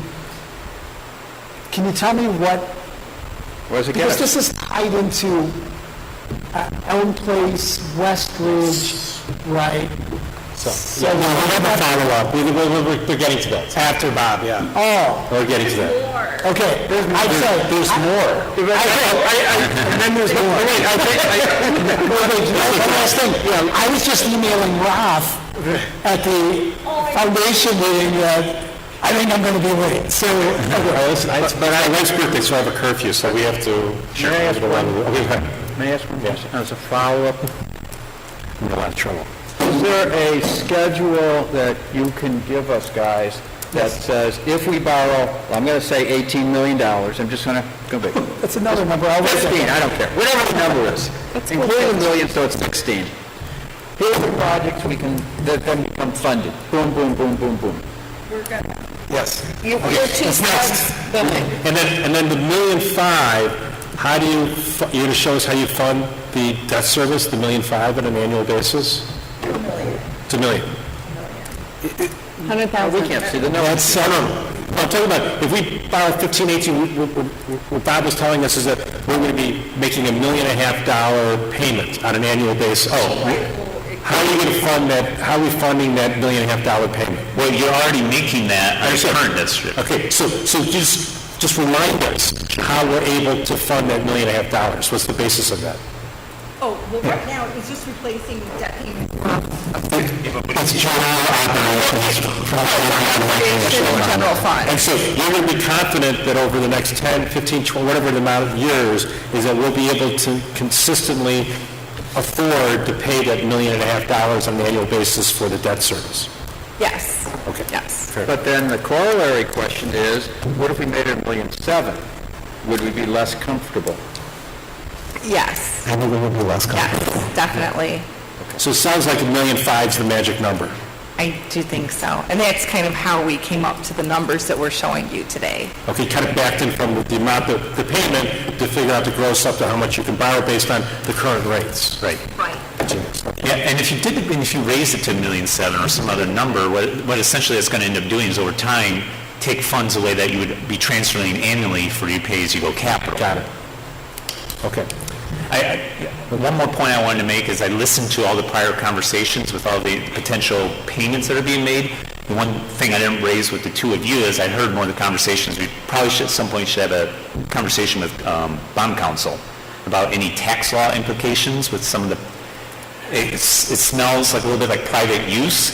So, there's some tests involved with that to make sure everything can be done tax exempt. I don't think you can. And I think part of that is solved by selling it all at the same time, because if there is some private use, it gets blended down with everything else because it's an aggregate test on that. So we at some point, when we got some more information, we should share it with Kelly Claus. And we're not going to give the people in the loyalty program, tax advice. The park district's not in the business of giving tax advice. Right. Well, I meant the tax exemption of your bonds. Yeah, okay. All right. I'm not giving them tax advice. No. Okay. And if they don't use their frequent flyer miles, then they allow. Okay, let's move on. Did you want me to stick around? Thanks, Bob. Thanks, Bob. That's very informative. That's it. Frequent sailing Do we want Bob to miles. stay for the rest, or? I don't think so. I think if you want to just wrap up, Mary Lynn, with... Okay, it shouldn't be too long for Mary Lynn, we have a couple of agenda items, so... Right, okay. All right. Yeah. So, go back. Where? Okay. Oops.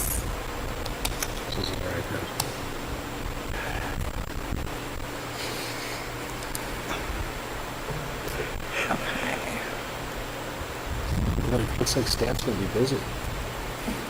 You okay with that? Go ahead. You okay with that? Okay. Okay. All right, so we previously looked at this blue schedule of our tiers 1 through 5 funding model. So I just wanted to remind you of where we were at, $1.3 million at the end of 5 years with that relatively large list of unfunded projects. So then what we did is we took the information that we had, and then based on everything we just discussed, we amended this schedule. So we started at the same place with our closing capital fund balance at 12/31/2020, and now we showed the $1 million bond actually for Park Avenue, and we showed the $15 million of debt certificates. And what we also then considered when we dropped the two funding sources in was that if we were to get a new Westridge Center, we would have any expenses that we had for the next 5 years that would be eliminated. And so we would, in 2021, eliminate this roughly $27,000, 2022, this $1.3 million, 2023, the $500,000, and so on and so forth, so that 5 years out, by building a new Westridge, we would save over $3 million out of the capital plan. I think somebody asked that question earlier. So then, if we take that one step further and we look at our unfunded major capital projects again, we highlighted in green to say this is what we could fund with the bond issuance, so we would be able to reasonably expect to fund the new Westridge Center, also the Breakwater at Park Avenue and the boat ramp, as well as $1 million of the Park Avenue master plan. And those three are all maintaining projects, so that would make sense. They would be designated as tiers 1 through 3. After that, we would have unfunded would be the rest of the Park Avenue master plan, the athletic turf fields, and the Sunset Woods Park master plan. As well as the Golf Learning Center. So this is dropping backwards, sorry. If we look at what we have done here as far as unfunded, but if we look at where we're at, back in the schedule, we're at $20 million to spend on capital projects. And in addition to that, we expect to have donations or grants for Park Avenue. So this puts us at just over $21 million available for capital projects and figuring out how we want to spend that money. And so we need to ask ourselves, what do we do then with the unfunded projects that we still have left? How will we fund those remaining projects? So we need to prioritize what the needs of the community are, and we need to consider items that are maintenance items, which are tiers 1 through 3, versus improvement items, tiers 4 and 5. We need to consider our revenue policy. Are things mission critical? Do they generate revenue for the park district? We need to consider all funding sources that are possibly available to us and develop funding concepts for those. And today, really, staff is focusing on the recommendations for Park Avenue and Westridge projects as they are maintaining tier capital projects. And so what I wanted, and also, of course, update the 5-year capital plan once we go on with the budgeting process. So The next steps of our projected timeline. We already talked about that, so we could skip that. Bob went over that. Oh, well, this is important. It's fine. Okay. We already been through that. So let's open it up to questions. You have anything else? No, that's all I have. Okay, thanks. Anybody else? Jen, you want to go first? Go ahead. For the Park Avenue Master Plan immediate, just to be clear, that was the south parking pad, the yacht club, and the north parkway with the ADA accessible, the three things that were about $1 million in the upper. Okay. Yeah, that's correct. Anything else?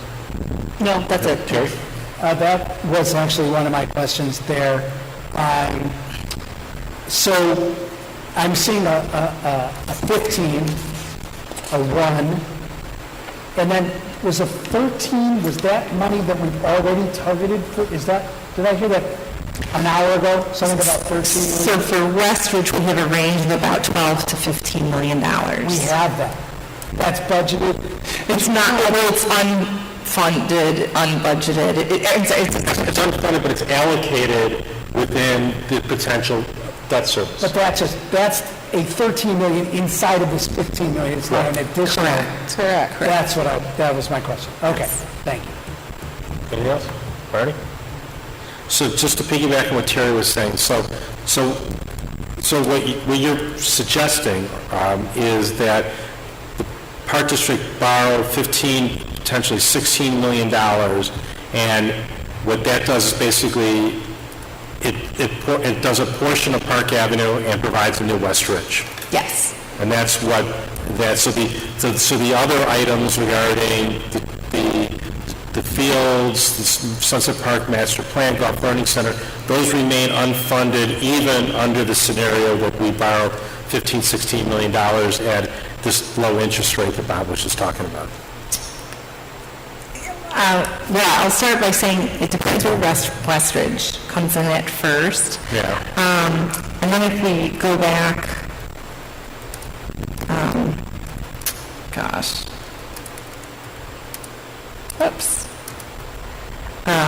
to this slide.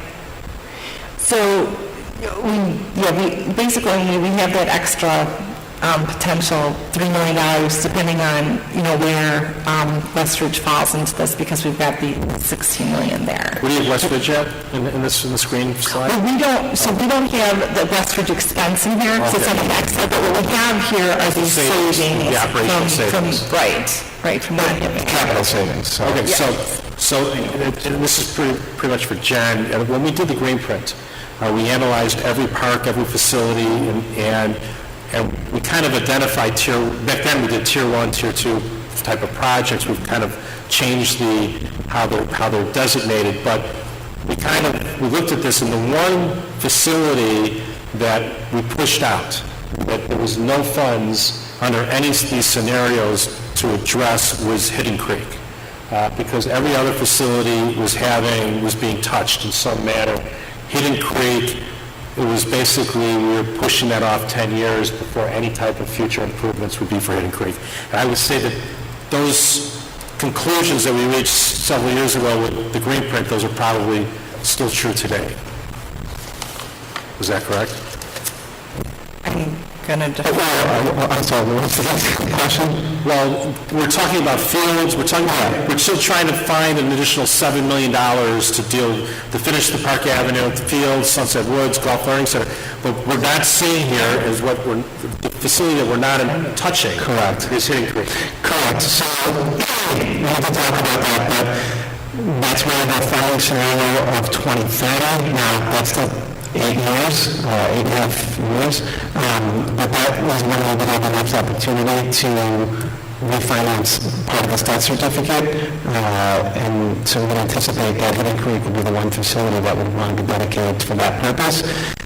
That's first. Secondly, we can always add Hidden Creek to this list. It's a matter of staff and board over the next 2 or 3 months as we sit down and look at capital projects. We'll make our recommendations, we'll make our comments, we'll come to a consensus by the time the budget's approved and by the time we do this debt issuance to determine which ones that should kind of laid out. We'll go with the priorities. nuances similar to West Ridge. Like, for example, if we were to do turf fields, there are some expenses that may come out of the capital plan that are already in there, but yeah, we're not should agree with that, but there's obviously more projects than there is funding. So, When will we have an idea of an alternative scenario at Elm Place and the financial impact of that? Because we didn't have operational savings. I thought we had a date where we were going to have that info. So we did discuss at the facility meeting, was that last week? Last week. We had the one I couldn't come to. We gave you a date. We also had a meeting with the school district yesterday, and we plan to give an update next Tuesday at the Park Board meeting to talk about that scenario and the opportunity to be at Elm Place or to go by Elm Building. I mean, I would have to imagine that it would be less than $12 to $15 million. The cost, what I like to tell you is that the cost to put a new building versus doing renovations at Elm Place are essentially the same. Okay. We have estimates, opinions of cost, but they're essentially the same. What we're waiting for is the operational study to see how. The operational study, it also has to do with potentially the revenue potential. So the net operating, like net revenue, if we want to be at a certain facility versus the other. Perfect. So I want to wrap up this discussion. I just want to respond to what Barney said earlier. Oh, I'm sorry. Could I just ask one? Sure, okay, sure. What I'm missing from all of this is, because I have a bad memory, we have a whole list of capital projects. And some are definitely planned because we have the money currently. Some, like these, this is where the $15 million is coming in. Yes, yes. What I would like to see, if I could, is the list of all the capital projects, because I don't know that the 24, 27 million is the number, the real number, because I know we've talked, for example, about converting the racquetball courts at Deer Creek to a better use. That's in the 5-year capital plan. Correct. Yeah, but I don't know where it is. Okay, well, That's what I'm saying. We'll see that presentation of the 5-year capital. But what I wanted to respond to you is that when you were, and those are really good questions about potentially doing, changing, or are you going out further years or modifying the payment. I do want to give a future board flexibility, because we talked about this during the green print, and that with around 2030, that the one major facility that we are not allocating any funds for is Hidden Creek, and we wanted to give a future board the flexibility to devote resources and funds to improving that facility when it starts reaching its life, natural life expectancy. So I think that this is a really good start. I think this is, I think it provides some clarity that gives us some comfort knowing that we can replace this facility and afford to replace West Ridge and allow us to devote some additional resources towards Park Avenue. I think we're going to have to get a little more creative with regard to the other items that are listed on these major capital projects, but I think that goes to Barney's point, is that we can look at those in conjunction with the 5-year master plan, like the 5-year capital plan, and see, now that we kind of have these numbers, I think when you come back with that discussion and we revisit the 5-year capital plan, that you also revisit these major projects to make sure that we're not missing anything, because the only thing I saw that was missing was Hidden Creek. But that's based on my faulty memory, which is, that was 5 years ago. So I guess we could have that an extended discussion at a future Finance Committee meeting about this, but I say go for it. Is that the consensus of the Finance Committee? Consensus? Yeah, we'll be going to the board next Tuesday asking to do an agreement. We'll let the record reflect that the Finance Committee will be recommending that to the Park Board. Okay. Thank you. Okay, thank you. All right, next item on the agenda, and thanks for your patience, everyone, that was a long agenda item, broken into four subsets. Okay, next one is Sunset Woods Park bids results, Manager Schwartz to present. Around about it. 5 minutes. I've already stopped at 6. Okay. For my kids. I haven't heard from my wife, and so I'm okay. We will be seeking consensus tonight, but All right, so I will try to be quick here. So this evening, I'm excited to present the bid results for the Sunset Woods Park Playground Renovation Project, and I'll touch on the budget impact. So just quick overview, we had come to the Finance Committee back in June requesting purchase for a partial of the equipment. Today, we are coming to you with the bid results, and we're expecting to go to the July 27th meeting to present, to request approval for those contracts. So we received 5 bids. We strategically bid this project to find cost savings. So there were 5 trades that the project was split up into: concrete masonry, general construction, landscaping, pour in place, and fencing. And I have the low bids there. I will show an overall budget impact, but just to give you a sense of what the bids came in at.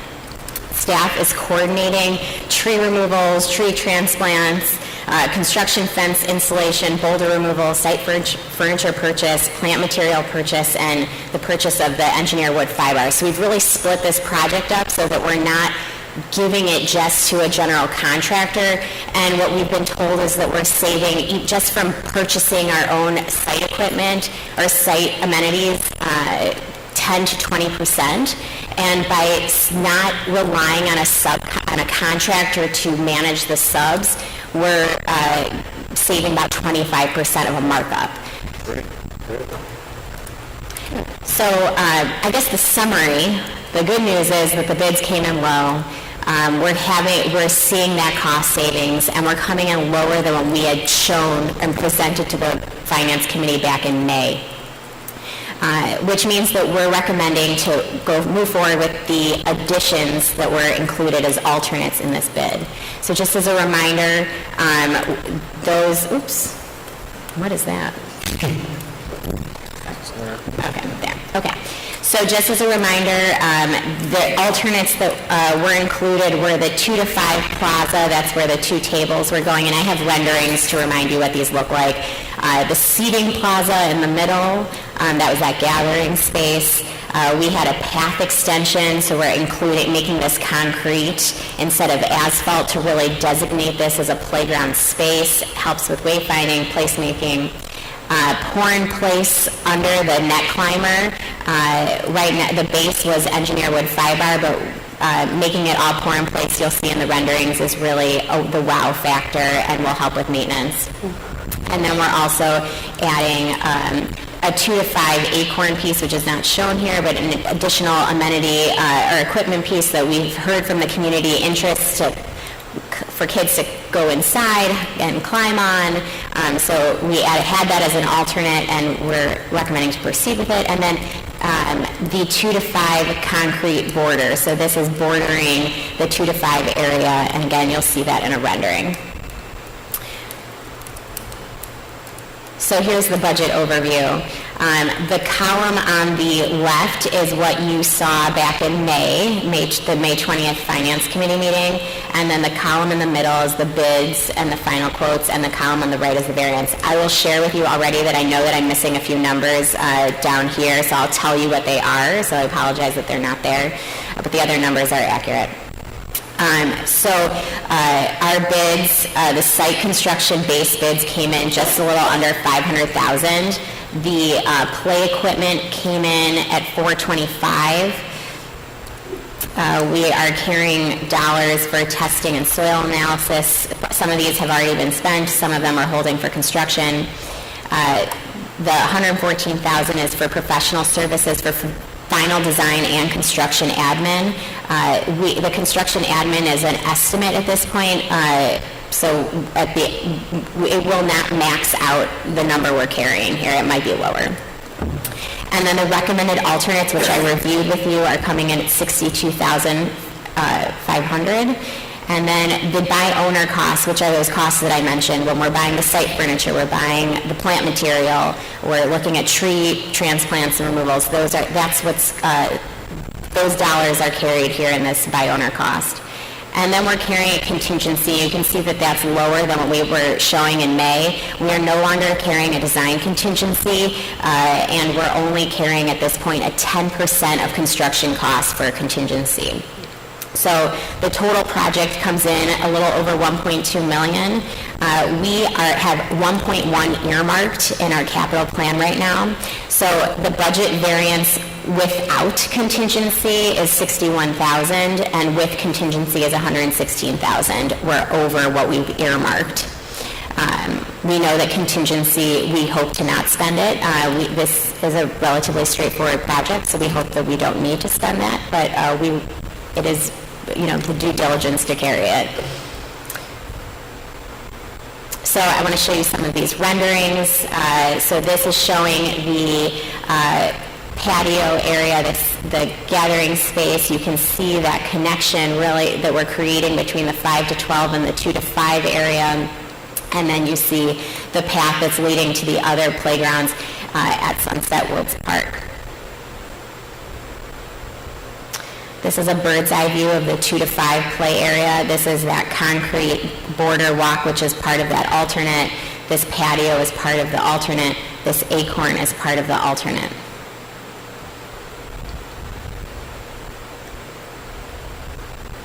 And then this is the 5 to 12. Jeff Bezos Park. Can we land it today? It's very colorful. There's a lot of wow in the pour-in place, which is why we're recommending to bring that in under the net climber. Not shown here since that was an alternate that they didn't pull in. Let's see.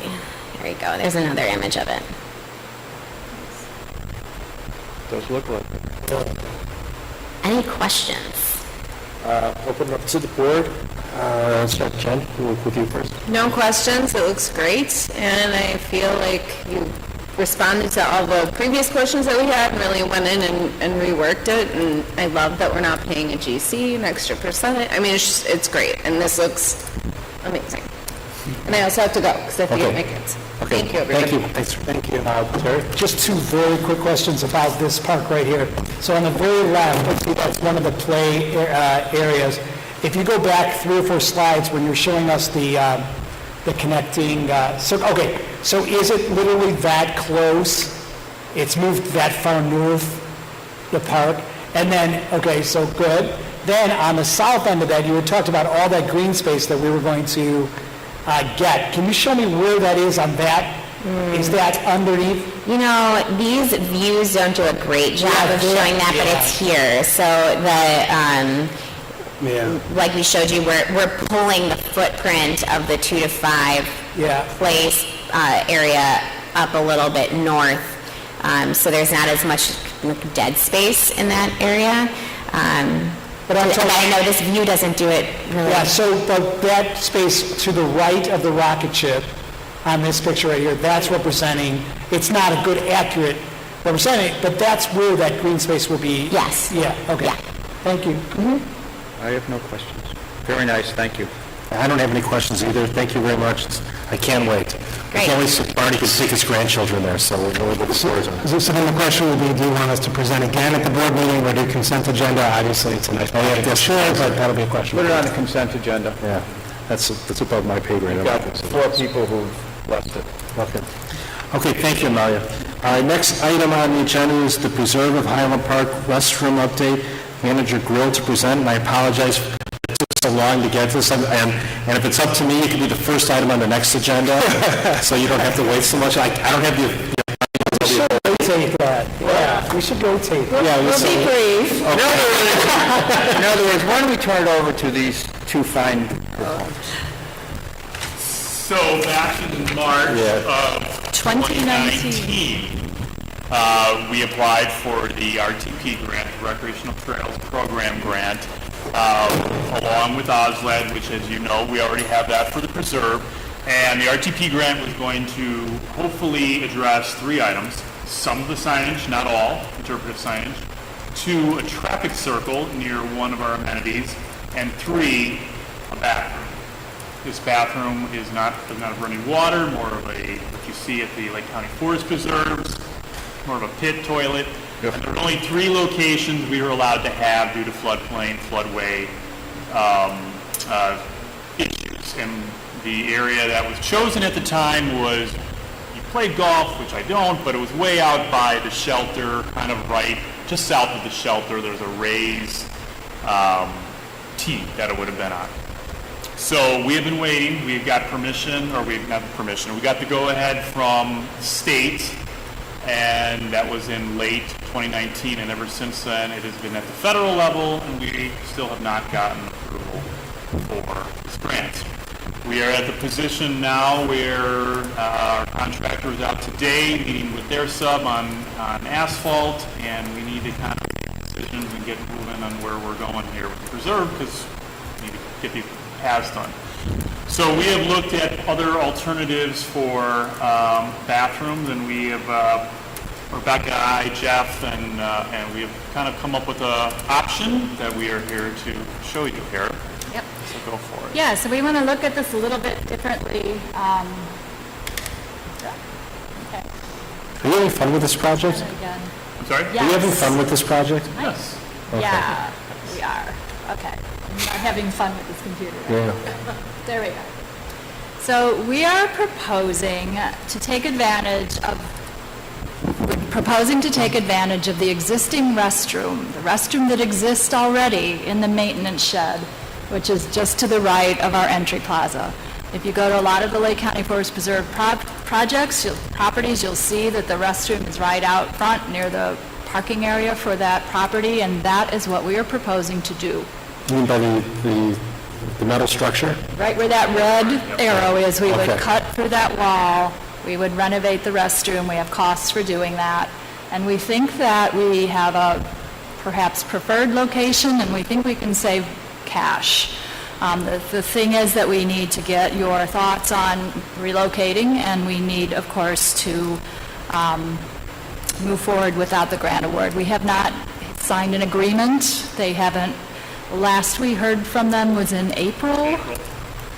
And I think we could make the case that we are at a point where we need to move forward in order to have our project complete in a timely basis by the end of this year. So the original application is there on the first column, and we had anticipated, again, these were preliminary engineering costs. Nothing was surveyed in or anything of that nature, and we had anticipated that this all would cost the district around $15,000.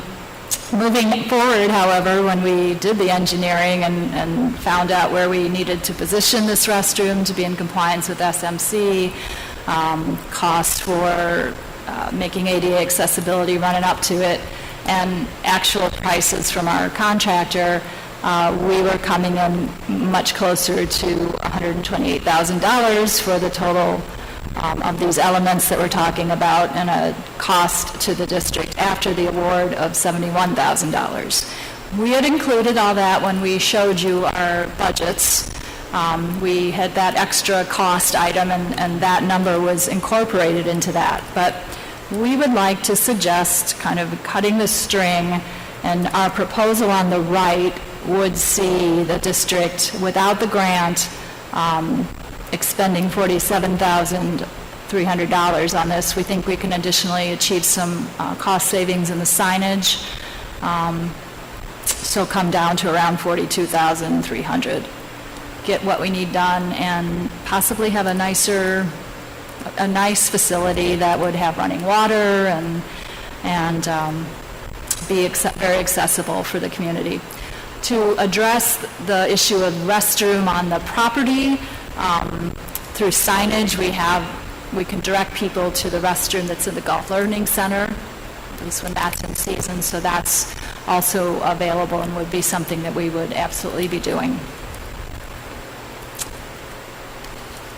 That's it. We would dispense with the traffic circle. It was amenity that we thought, given this grant, would be something that would facilitate some connections, but without it, we are perfectly fine.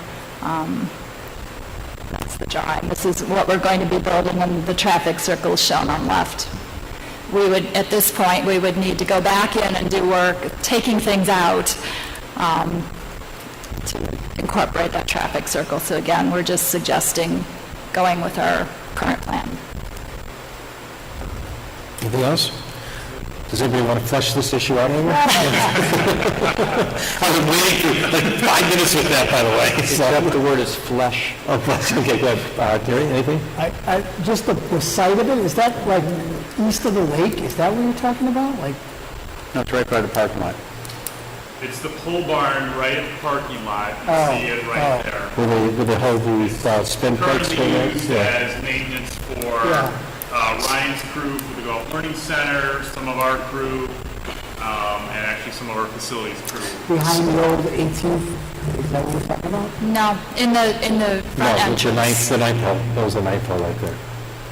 Where you, when you drive up to the, Looking north, you To the right of where the tent pad was, used to be, right? To the east of the tent pad. Yeah, okay, that's one, yeah, okay, yeah. thank you. Sure. Bernie? Oh, I think it's a better location, actually, because there are a lot of people who will want to use the facility before they go for the long hike. I guess my only question is, are we going to make it look good? Are we spending some money for the aesthetics of what it's going to look like? Or is it going to be a door in a metal building?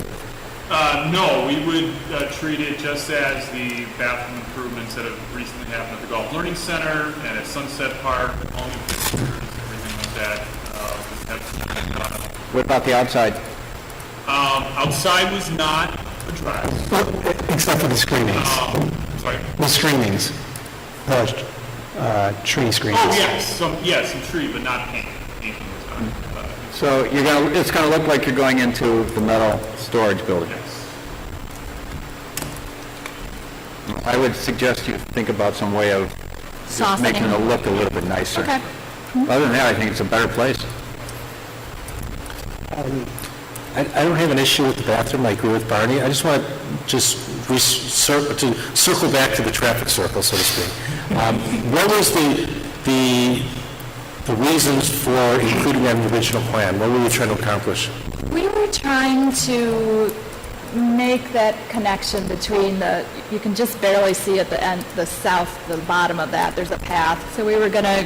Where's that located? Where would the traffic circles be located? So this would be, again, sorry, I know you play golf, so it is, I think it's like number 7 or number 8. When you came over the bridge from the Legacy Club, Yes. and there's almost, I call it the snowman, there's a goofy path. Yes, there used to be like a washroom, wasn't there? I think there was a street pavilion right there, yeah. Possibly. There was like I think a vending machine used to be there. Well, now it's the nature maze. Now it's the nature maze.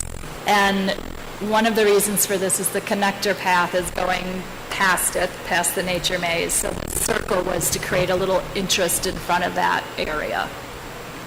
And So is there like a bypass of the nature area, kind of like? kind of like that, yeah. Nature what? Nature Maze. M-A-Z-E. So you were looking just to create more of it as a design element? Was it functional at all, or? Correct. Yeah. How was it functional, or was it just a design element? It's mostly design. Okay. But you're okay if you don't do it? Yes. Yes. Okay, that's good. Okay. All right. Okay, if they're okay, I'm okay. Can I just ask a question about what is being built there, that seating area? Which park is that, what is that called, or whatever? I see stones being built up there, so which one is that? Where are you talking about? North,